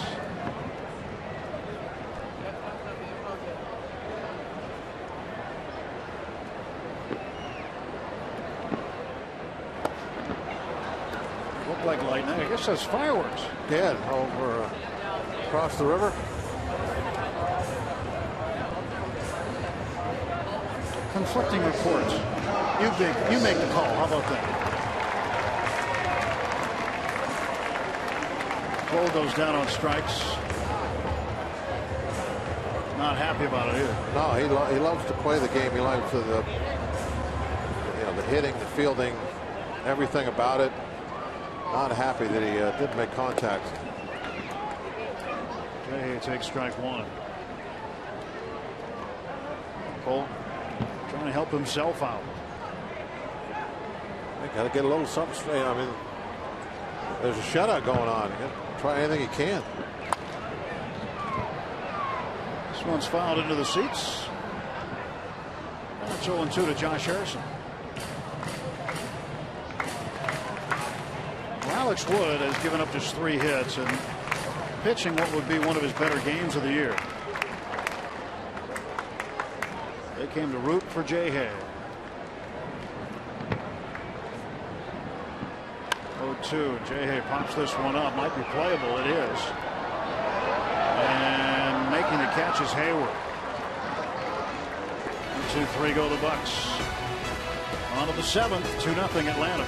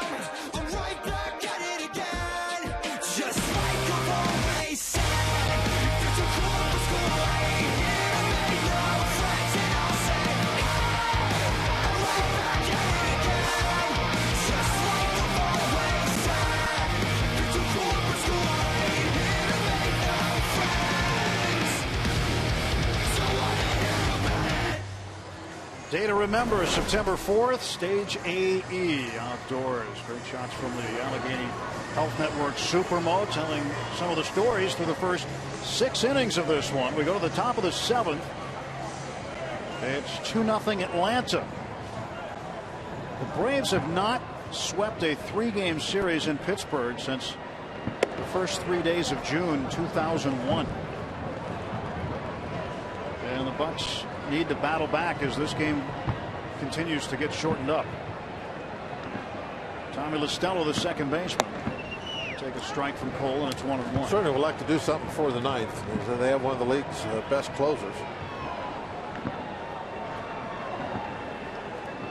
1 strike pitch to La Stella from Garrett Cole. Well, that'll wait. Time is requested. During the half inning break, Freddie Gonzalez visiting with Paul Nard. And you got to wonder if it had something to do with the challenge or the play at the plate. Who knows? Well, I know I'm still confused about it. Maybe I'm not alone. Pitches up and in. Well, the easy thing, well, I don't know if it's easy, but I think there are many folks, if you hold them around the game, they'd like to see that rule go bye-bye, the obstruction rule. Yep, those are fireworks.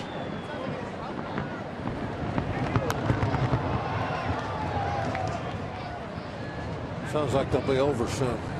I think that's the I hope so. The grand finale. They're really making a roar.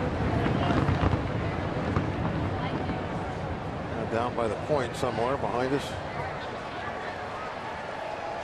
2-2 pitch to Tommy La Stella. Comebacker. Whoop.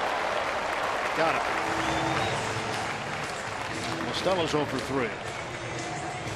One out for the Braves in the 7th inning. Edinson Volquez likes to do that behind his back.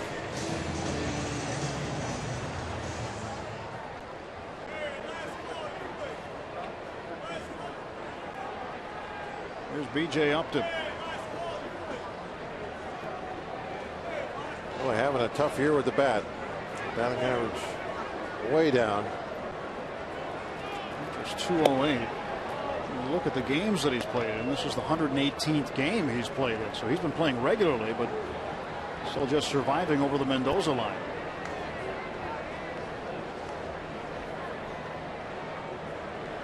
One 0 pitch. In for a strike, and it's 1-1 to B.J. Upton.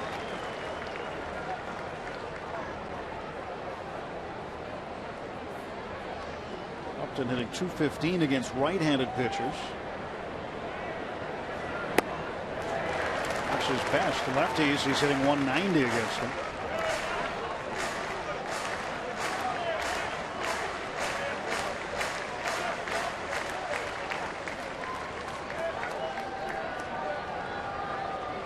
Cole shaking Stewart again, now ready to go. The 1-2.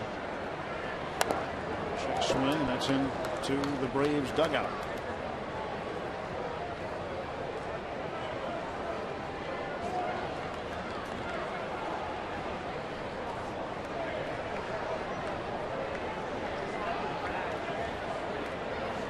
Fastball away.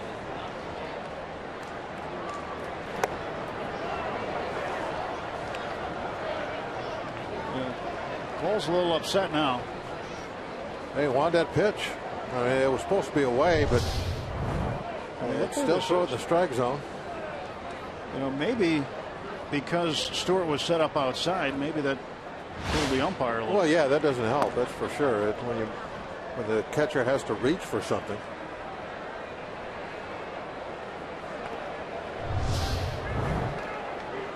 B.J. Upton lost track of the count, thinking it's ball 4. It's only 3-2.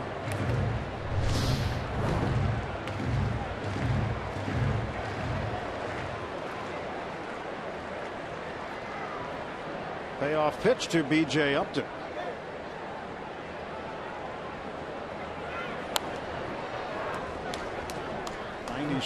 Nothing wrong with the arm, is there? Not at all. And here we are in the 7th inning. Still throwing 97 miles an hour. Next pitch will be number 93.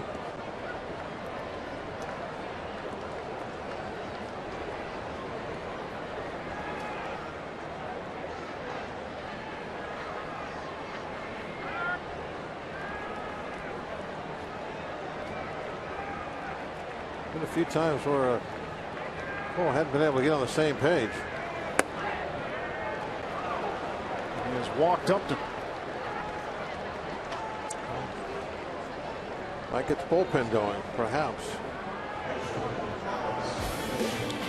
On this week's Inside Pirates Baseball, find out how Gregory Polanco is adjusting after his first 2 months in the big leagues. Visit the Pirates Fantasy Camp held in Wheeling, West Virginia, where some local kids were treated like big leaguers, and there's much more to come. It's Inside Pirates Baseball, presented by Allegheny Health Network. Tonight, after postgame on Root Sports. Yeah, Upton's got a big lead. He leads the team in stolen bases, too, with 18. I wonder if they're going to try and do something funny. Up there going to try and bunt him, but for a sacrifice bunt, you don't need to take that aggressive of a lead. He was way off. Maybe that's just the game he plays. Not quite as shortened up a little bit this time. Throw to first base, and B.J. Upton gets back. And the Pirates, they saw that original lead and kind of grabbed everybody's attention. Throw over a couple times.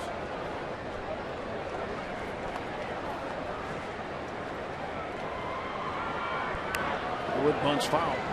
Strike one to Alex Wood. He has struck out twice. If Wood can't get you over, then that's when you start thinking about trying to steal. But you got to give the pitcher a chance to do his job, get you in the scoring position for the top of the lineup.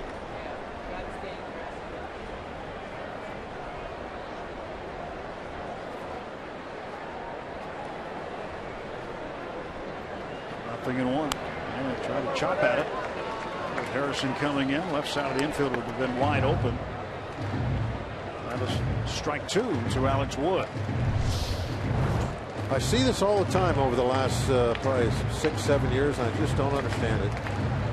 Why pitchers just don't sacrifice the runner over. You see him swing like that, and it's not easy to sacrifice, and sometimes you need all three to get it done. And when you do that, you just give one away.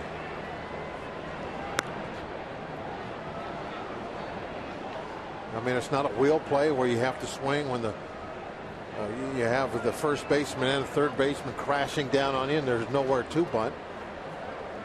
In this situation, the runner's being held on at first. You got to bunt it to first base. He bunts it to first base. Sanchez bare hands, throws to Nick's covering. B.J. Upton safe at second. 2 men out for Atlanta in the top of the 7th. No, he ended up finally getting it done, but that's really what he needed to do from the very first time he stepped into that box.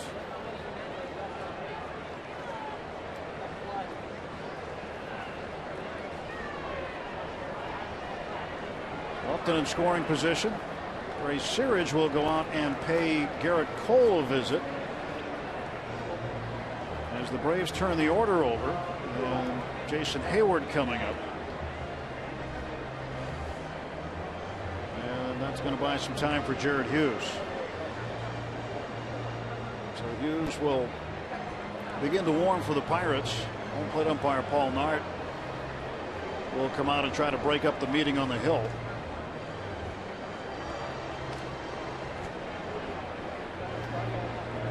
And Ray just says, you know, Ray was taking it seemed like a little extra time there. I think you hit the nail on the head. A lot of that was just to make sure that Jared had time.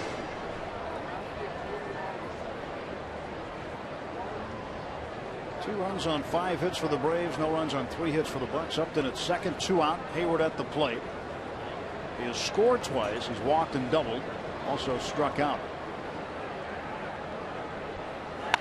And this one hit well to right field. Going back is Snyder. Makes the catch. Top of the 7th is over. It is stretch time at PNC Park, middle of the 7th inning, with the Braves leading the Pirates and Garrett Cole 2-0.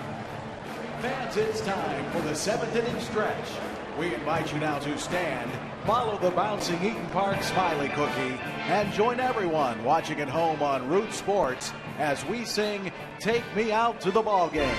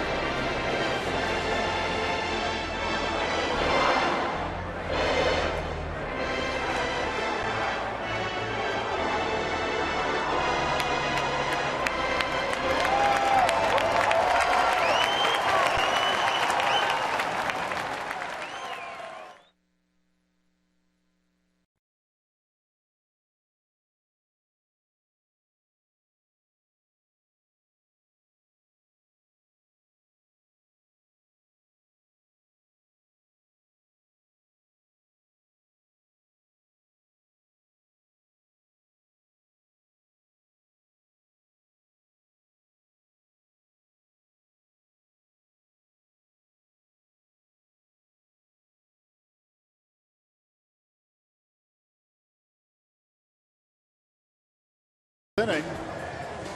Our day automotive this day in Pirates history. This date 2003.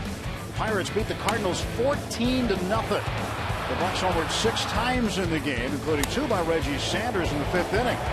Pirates had a team record tying 4 home runs in that inning, including Jason Kendall, Brian Giles, and Reggie Sanders going back to back to back.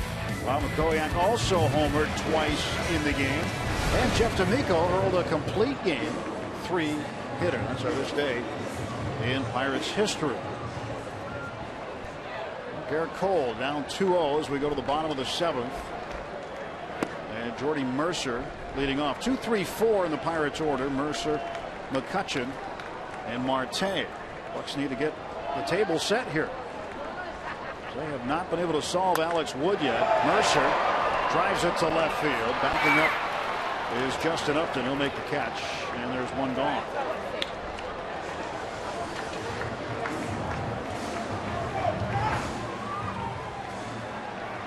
So Wood follows into that category, I think, of crafty lefty. He's not a hard thrower. He's got the deceptive delivery. Pretty darn good control of everything. And that delivery, I think, causes a lot of problems for the hitters. Makes his stuff play even better than it is. If there's a 90-mile-an-hour fastball. That's about where we've seen him top out at.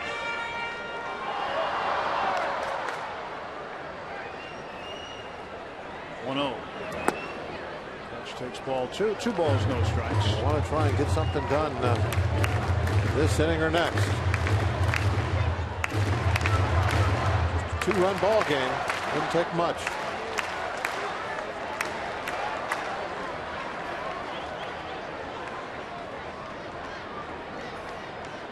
Woods 2-0 delivery.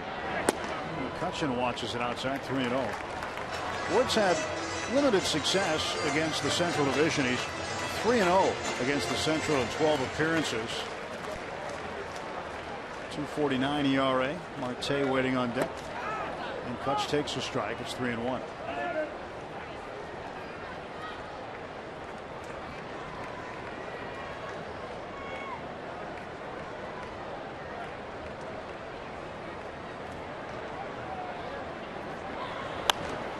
In the air to right.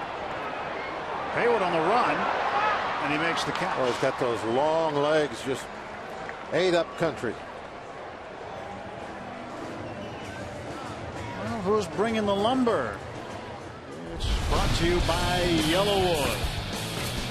And earlier in this series on Monday night, that was home run number 1 for Starling Marte. And he brought the lumber again later on in the game in the 4th inning with his 2nd home run. Hopes to bring some lumber here tonight before it's all said and done. 1-0 to Marte. 2 down, bases empty.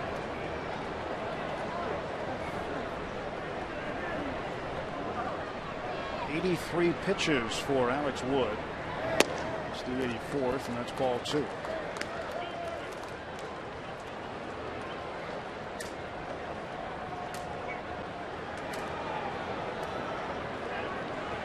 Well, 2-0.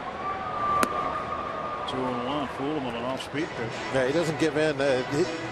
For a young guy, he really doesn't care about the count. He'll throw whatever pitch he wants on any count.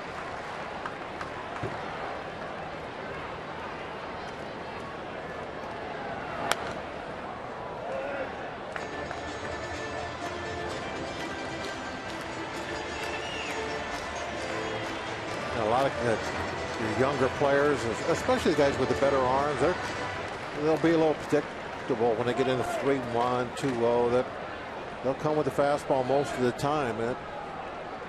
That's why they call those hitters counts. Inside to Marte. Count is full. Guys like Wood, they almost use hitters counts to their advantage, because that's when the hitter gets a little aggressive. And they'll throw him something off speed, get him off balance that way.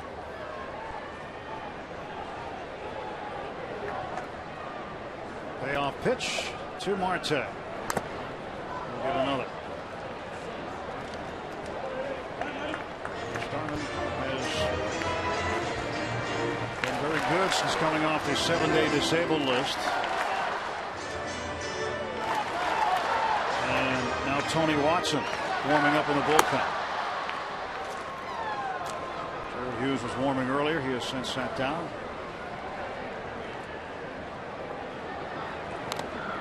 That 8th inning has been Tony's all year.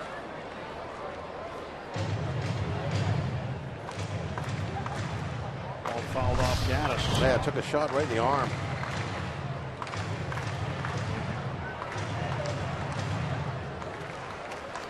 He's a catcher. He doesn't care.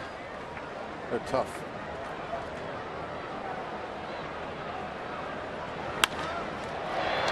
Simmons on a hop. Gets Marte. Pirates set down in order. We're through 7. Atlanta 2 and the Pirates nothing.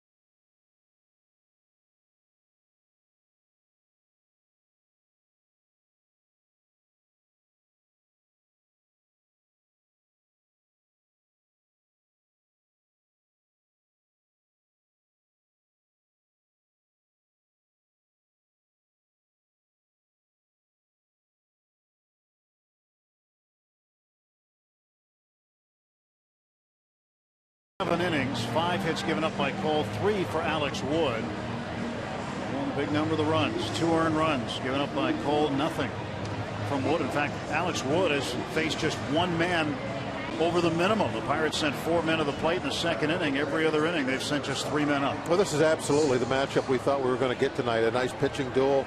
We hoped we were going to get that from Cole, and he delivered. There's no doubt that this is the kind of game that we wanted from him. It's what he was capable of. He showed up.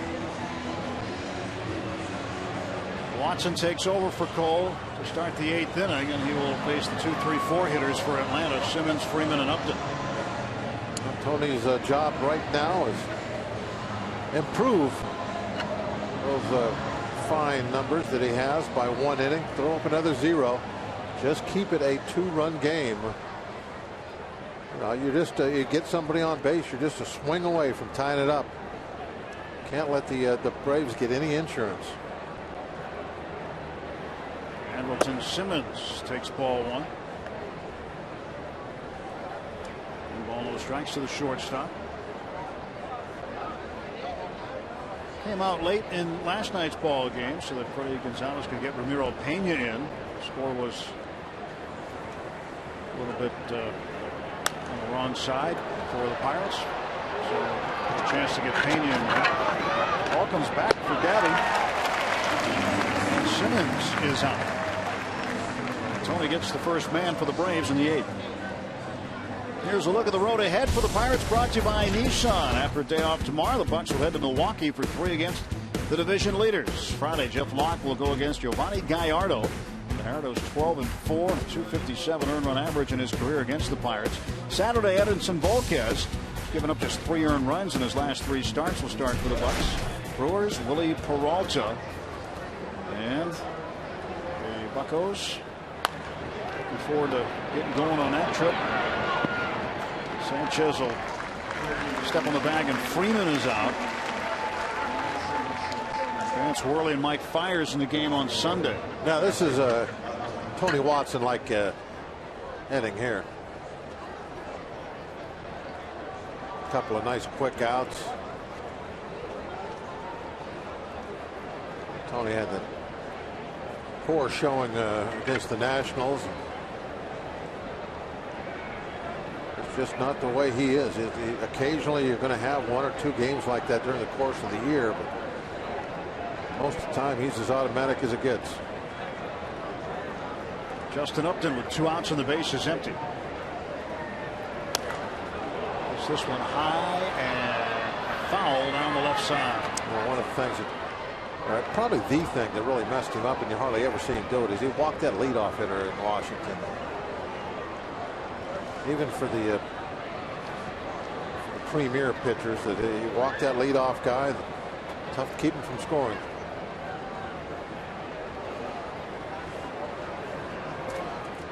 That was Saturday. Then he had a well-placed ground ball. There was a little blooper hit after that. And then another flare. The home run was, of course, the tough one. He got the double play ball just before the home run, so it looked like things were in control at that time. But Bush's home run tied it. 1-2 to Justin Upton. The Nationals would go on to have 3 straight walk-off wins. 2 against the Pirates, 1 against the Diamondbacks. Leading the Diamondbacks again tonight, 2-0 late in that ball game. 1-2. Hold off from the Pirates dugout. One of the key stats for relievers is what do they do to that first hitter that they see when they come in. A lot of times it's in the middle of the inning. Really important, you know. The ERA, one of those stats that you can kind of throw out for relievers. But Watson, for instance, he retires 3/4 of the hitters that he faces that very first time he comes into the ball game, and that's a big deal.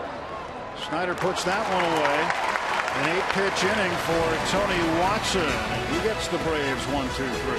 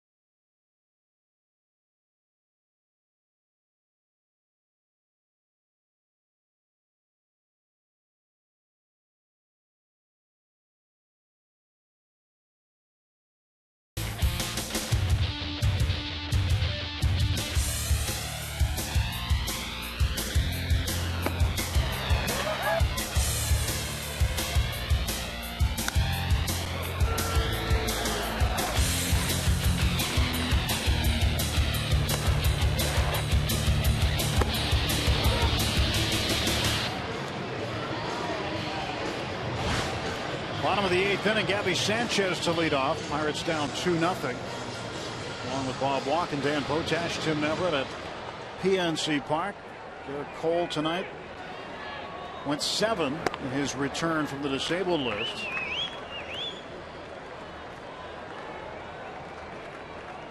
And Sanchez trying to get something done now as the Pirates' bats have been very, very quiet against Alex Wood.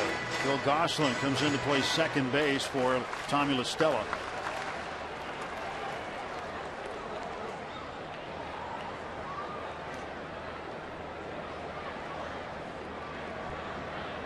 Woods 1-1. 2 balls and a strike to Gabby. Lupa Blast ties it.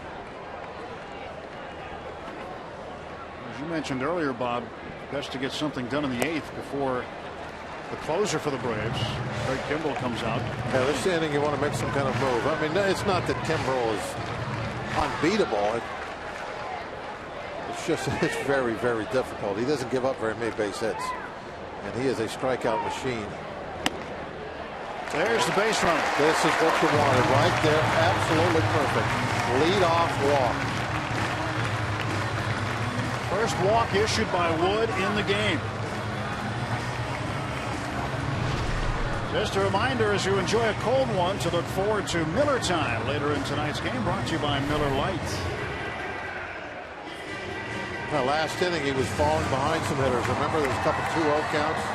You know, maybe a little sign right there that the control was starting to slip away. And a big sign here when you walk the leadoff hitter in the 8th inning with just a 2-run lead.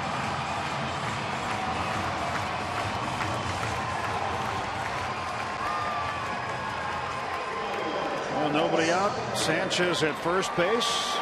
One of the Pirates' hottest hitters, Travis Snider, is up. Snider's 1 for 2 tonight. An 11-game hitting streak for Snider.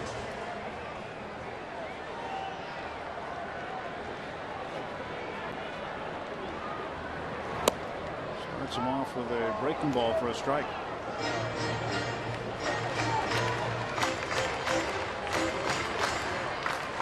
His average has been raised recently to 274. 10 home runs, 32 runs batted in for Snider. Another breaking ball. And strike 2. Boy, he left those very high.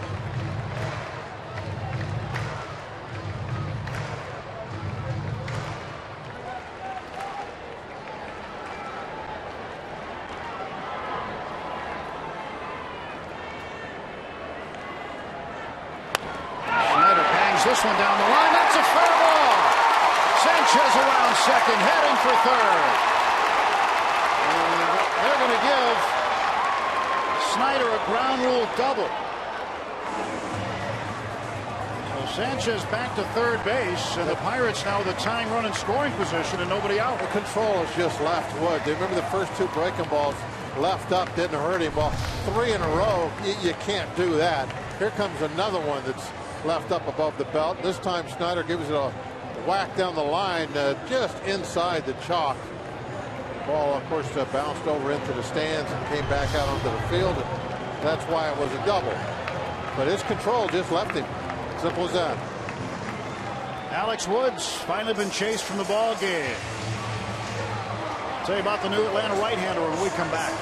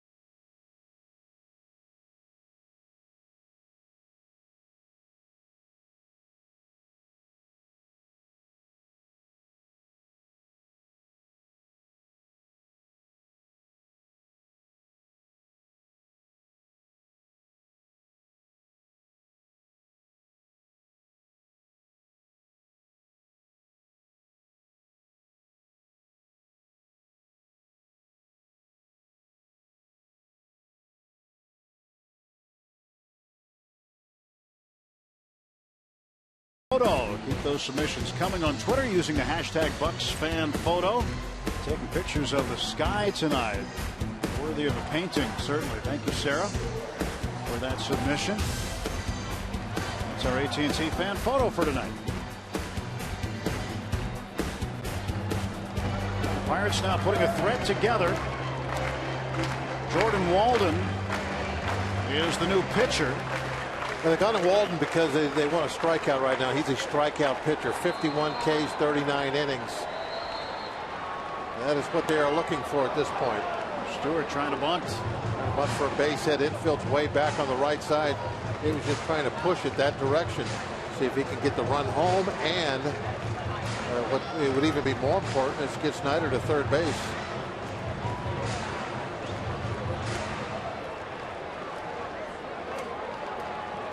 And infield staying back. Freeman well behind the baseline. Neil Walker's grabbed a bat. He's in the on-deck circle. Stewart takes strike two.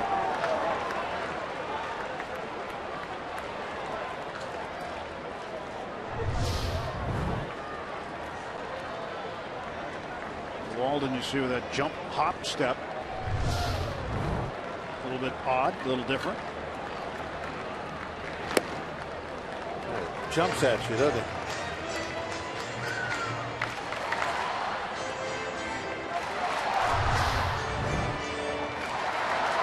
Hitter's point of view, it really is shortening up that 60. Yeah, he gets a little closer to you, doesn't he? Huh. Hey, got to get an edge. Anything you can to get an edge. Stewart, a ground ball to the right side. Perfect. Absolutely perfect. Good job by Stewart. Pirates on the board. It's 2-1. He could not have done that better.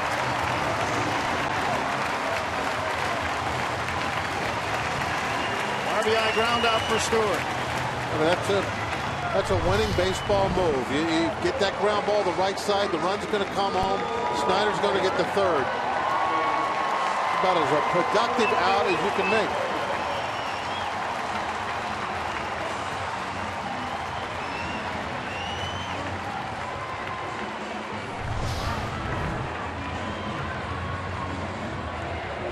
Stu gets him in, and now with Snyder at third base, the infield will come in.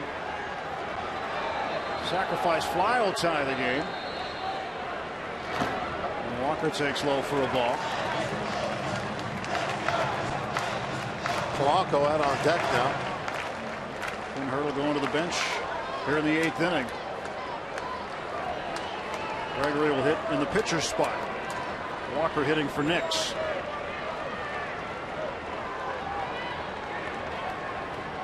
Two to one now in the 8th inning.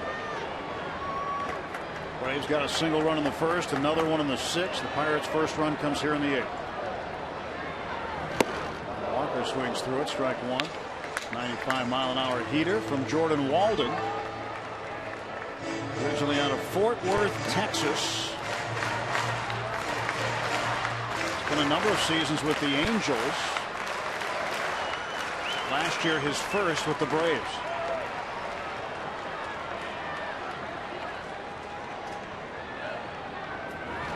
Way outside.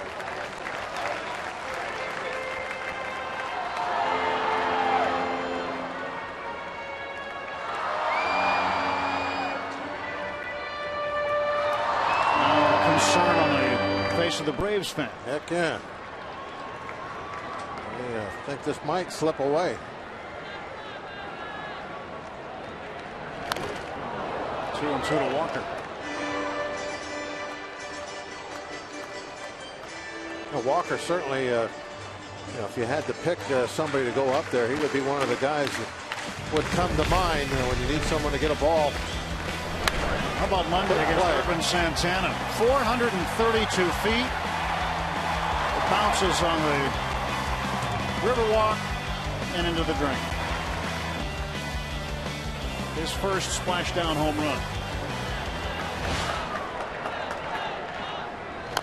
2-2.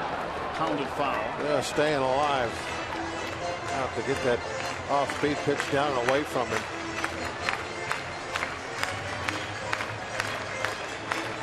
Right now, he's Not thinking long ball. He just wants to shorten up that stroke and just get something put in play. Just punch it out there. Got the infield drawn in. Wouldn't take much to get something over their heads.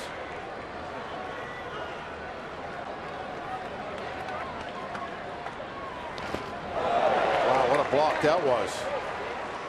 Boy, Gaddis prevented the tying run from coming in.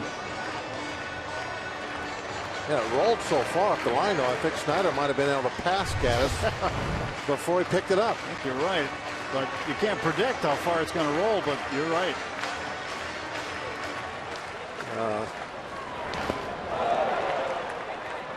Yeah, I think he'd have made it. That stinks.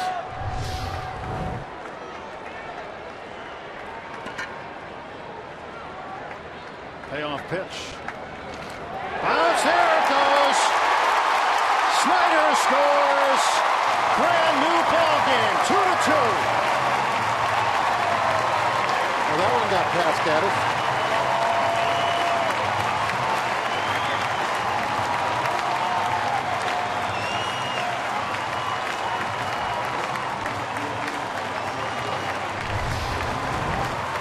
He just kept burying these balls. I mean, that ball bounces a foot out in front of home plate. You're not going to get a swing, and it's almost impossible for the catcher to block something like that.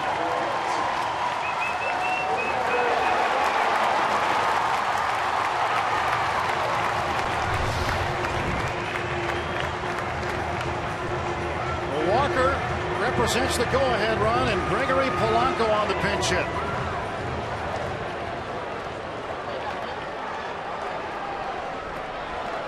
Polanco 0 for his last 6, going off the bench to pinch hit in the 8th inning.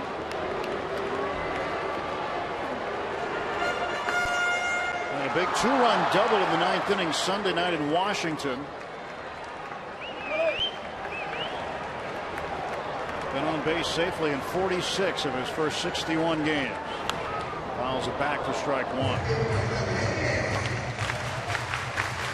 Polanco as a pinch hitter this year is 1 for 2.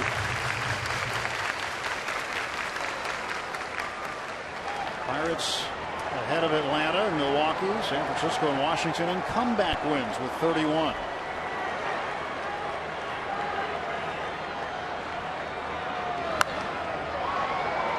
Nothing in 2 to Polanco.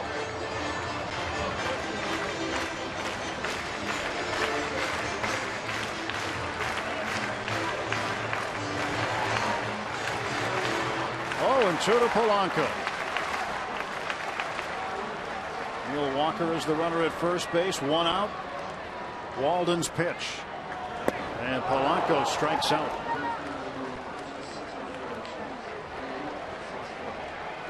And Gregory strikes out as a pinch hitter. 2 down. They just went up the ladder with him. Got a head downstairs and up out of the zone for the chase. 96.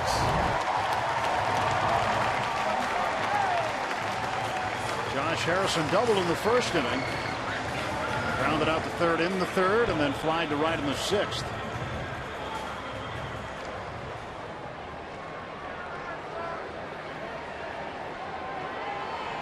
Walker off of first. Here's the pitch to Jay Hay. It's a breaking ball in for a strike.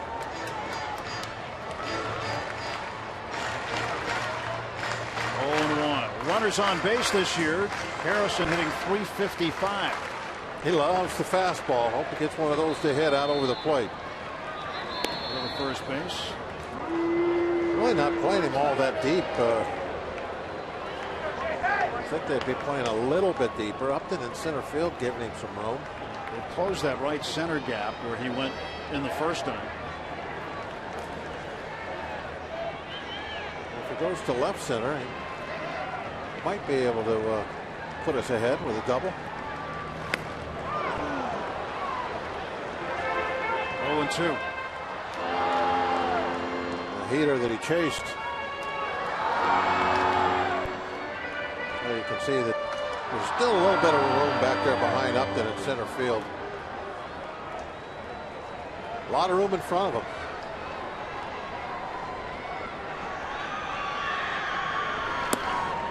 Tried to climb the ladder on Harrison. A 2-strike count. Yeah, it went too high. That was up there, but top wrong.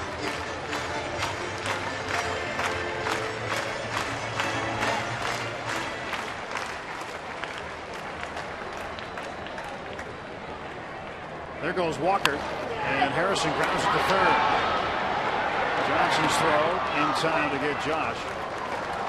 But the Pirates play 2 and tie the ball game as we head to the ninth.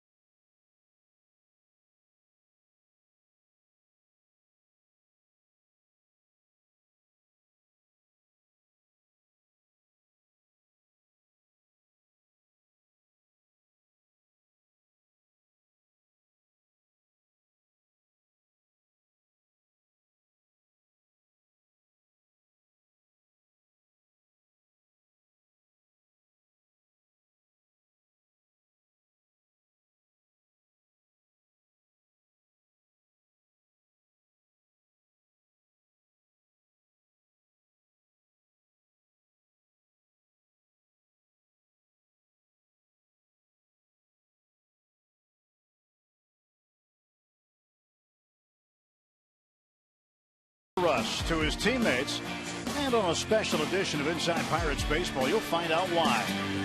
Some of it's obvious, like his strength and accuracy behind the plate, but there's more to Martin's talents, both on and off the field. Explore them all on Inside Pirates Baseball. Super Rush, debuting Friday at 7 on Root Sports. Skateboarding Rush. Well, new ball game as we go to the ninth inning, 2-2. Neil Walker remains in the game to play second base. And on the hill, Mark Melancon. Melancon takes over for Watson, who pitched a perfect 8th. And now I need to get Melancon back in the groove and have a perfect 9th. Travis Snider's had a big night, 2 for 3. A double, ground rule double, and then he scored the game tying run. Well, he had a big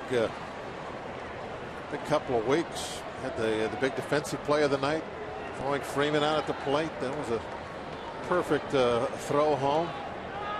Gave Stewart, plenty of time to make the tag. One dropped in for a strike. Johnson is 0 for 2 against Melancon in his career. It's getting kind of hard to get Snider out of the lineup. It is. Everything he's bringing to the table. And he's a awfully good man to have with the grill, too. He brings a lot of good stuff to the table. Yeah, he does. But what the saying goes, the players essentially make out the lineup based on how they're playing. Clint Hurdle always says he's putting the best lineup together to win the game that night.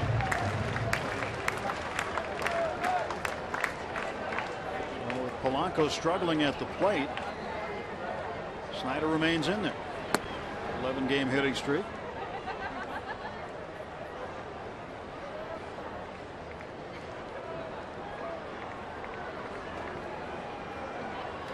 One and 2 now to Chris Johnson's Mark Melancon. Looks in at Chris Stewart for the side.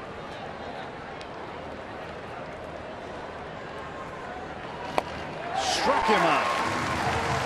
Boy, that ball really cut.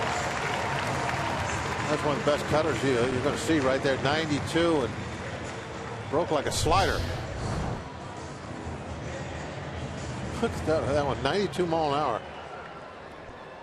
And had that much break to it. Wow, it's a great pitch. One out, and the batter will be the catcher, Evan Gattis. Gattis has faced Melancon twice in his career. He's also 0 for 2.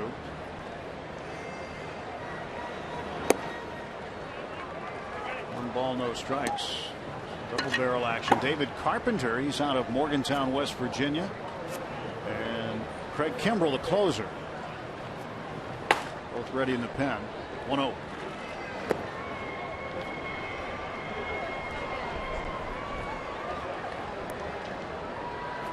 Two balls, no strikes.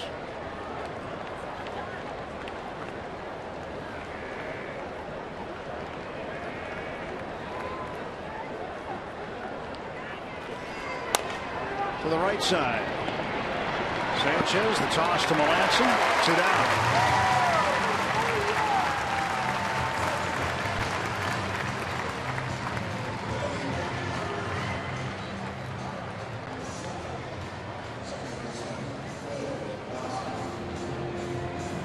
Well, with 2 outs, this will bring up Gosselin, second baseman.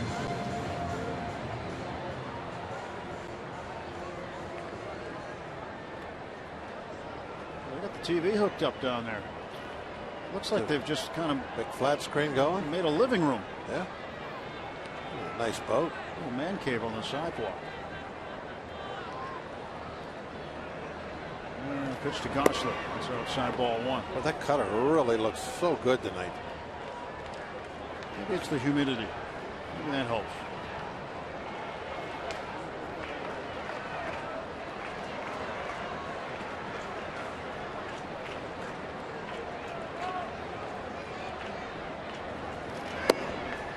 The corner. 2-0.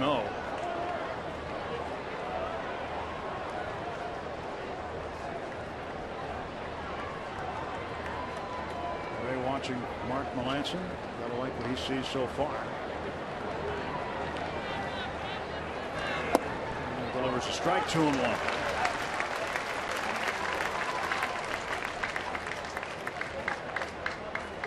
Gosselin and Listella have been splitting the second base duties for Atlanta during the series.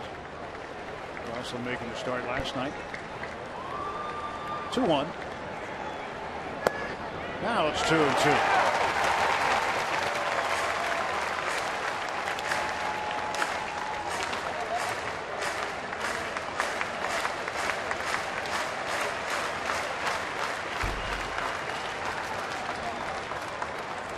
Two balls, 2 strikes. The pitch. Now it's 3-2. Try to get him to chase one downstairs. After all those real hard cutters, a lot of times when Melanson throws something slow like that, the curveball, the hitters, it looks good to them. They can't stay back, and usually they're way out in front of it. To the right side, there's Walker. And Melanson gets him in order in the 9th. After 8.5, it's a 2-2 ball game. Jordy Mercer, the number 2 hitter, coming up. He'll be followed by the MVP, Andrew McCutchen, and the cleanup man tonight, Starling Marte.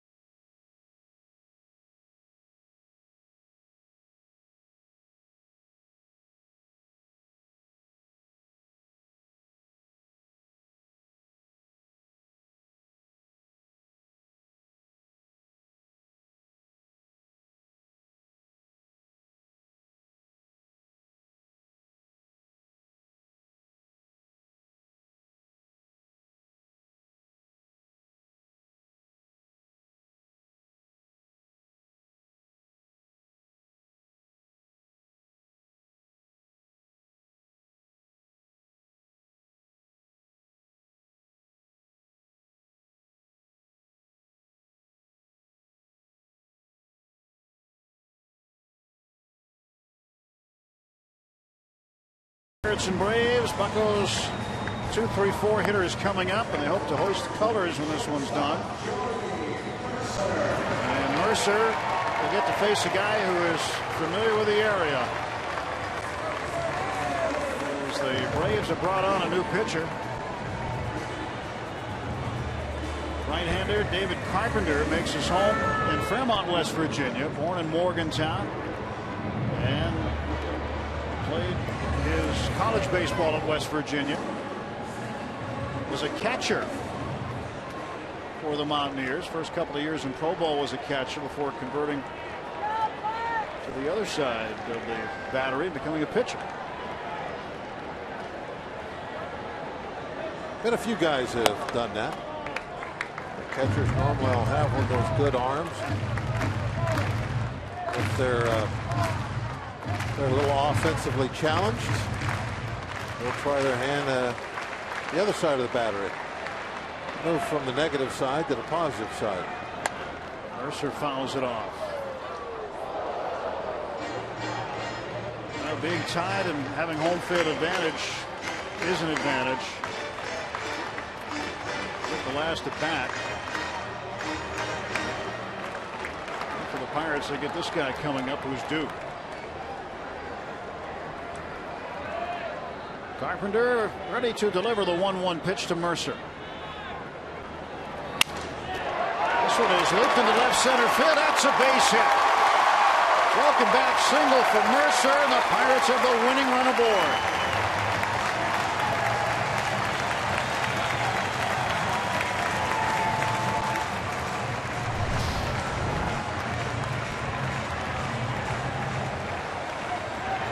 I got this fastball up. The ball's down a little bit. He might get a broken back ground ball to short. Because of he left the ball up. It's a little broken back blooper. It starts the inning off just right for the Pirates. What happened in the 8th? They were able to get that leadoff hitter on, and they turned it into a tie ball game. Now they might turn it into a win. Carpenter's pitch, and McCutcheon gets this one foul out of play into the second deck. Be a nice little welcome back for Kutch here. If you could even get a single right here would be nice, but extra bases, something down a foul line, the place would go crazy.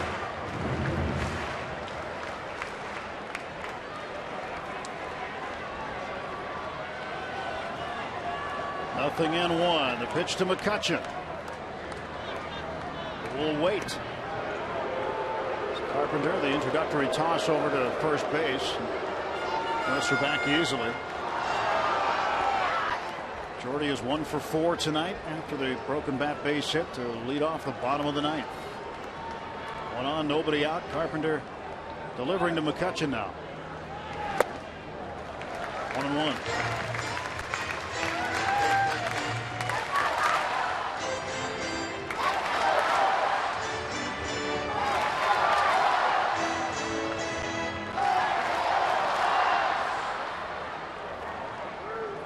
Pirates trying to complete the comeback against the Braves, down 2-0 until the bottom of the 8th.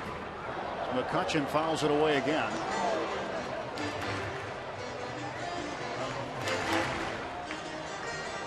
Well, no matter where you're watching us tonight, seeing a good ending to this ball game. The Pirates hoping to make it a great ending here in Pittsburgh.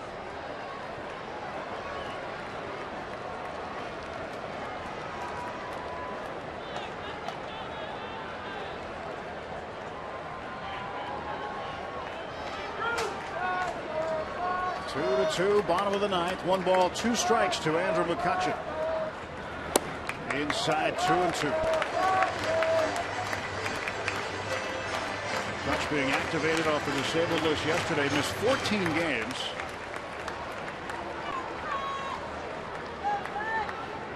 Marte in the on-deck circle. McCutcheon had the rib fracture that kept him out a little bit. Carpenter came inside, almost got him. That was close to the ribs.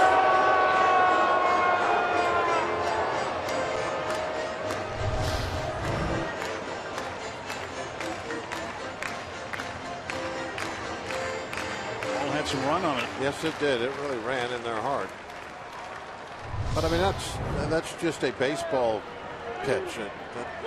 That's not a big deal. He's trying to throw an inside fastball and had a little run on it. There goes Mercer. Payoff pitch fouled off. Drury will head back to first base. 2 runs apiece, 5 hits apiece. Good pitching performances tonight by the starters, Garrett Cole and Alex Wood. Wood, the lefty for the Braves. Jordan Walden has pitched in relief for Atlanta. Both runs, by the way, charged to Wood. Now Carpenter pitching in the bottom of the 9th.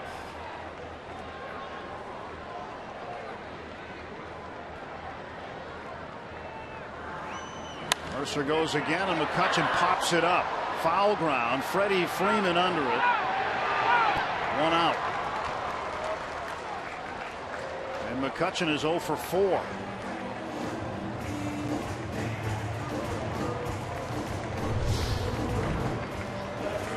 That's 0 for 8 in the series. Came at him, but it was an awfully good fastball at 97. Cutch just couldn't catch up to it.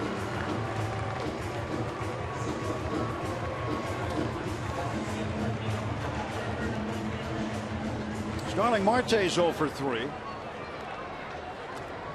Last night Marte had a multi-hit game, went 2 for 4, 2 base hits. He scored a run, but tonight hasn't had any success yet.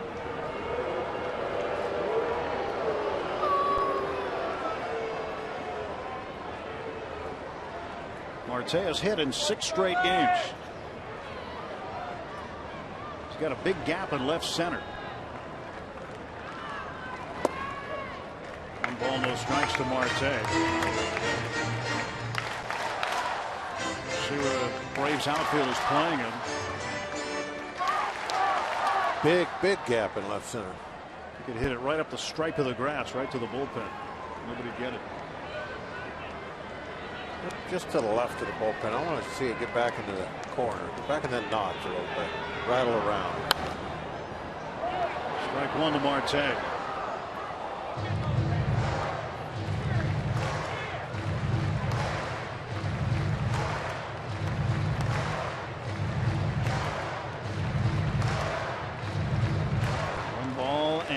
Strike to Starling Marte. 16 games, hitting .362. .272 overall. 1-1 pitch. This one is hit to that gap in left center field, but Upton's going to come in and drop it. Mercer around second. Marte into second. And the Pirates have the winning run 90 feet away.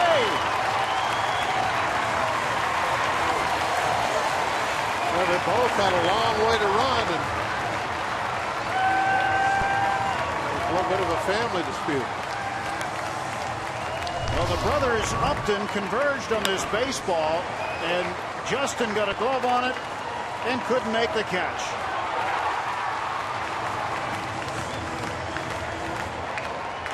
Family feud in the outfield.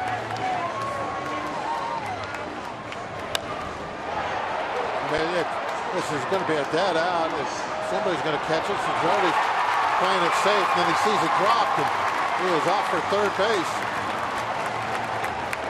The game now is right there for the taking. An error on Upton. Like they were playing in the backyard.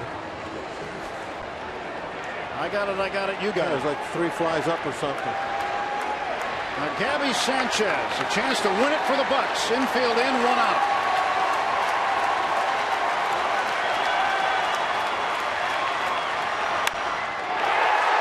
There it is.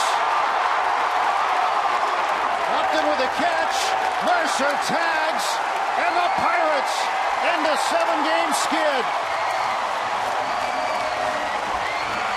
Second career walk-off hit for Sanchez. This one a sacrifice fly. It's the 32nd comeback win for the Pirates this year. Their 10th walk-off victory. They needed this game very bad tonight. I did just count 1 game in the standings. It's not a huge deal in that regard, but they needed something to kind of hold on to, getting ready to go up to Milwaukee, and they had Cole coming back tonight. He delivered big time, a great start, and they were able to just force the way through. And how about Travis Snyder? What a huge role he is playing over these last couple of weeks, really the whole season.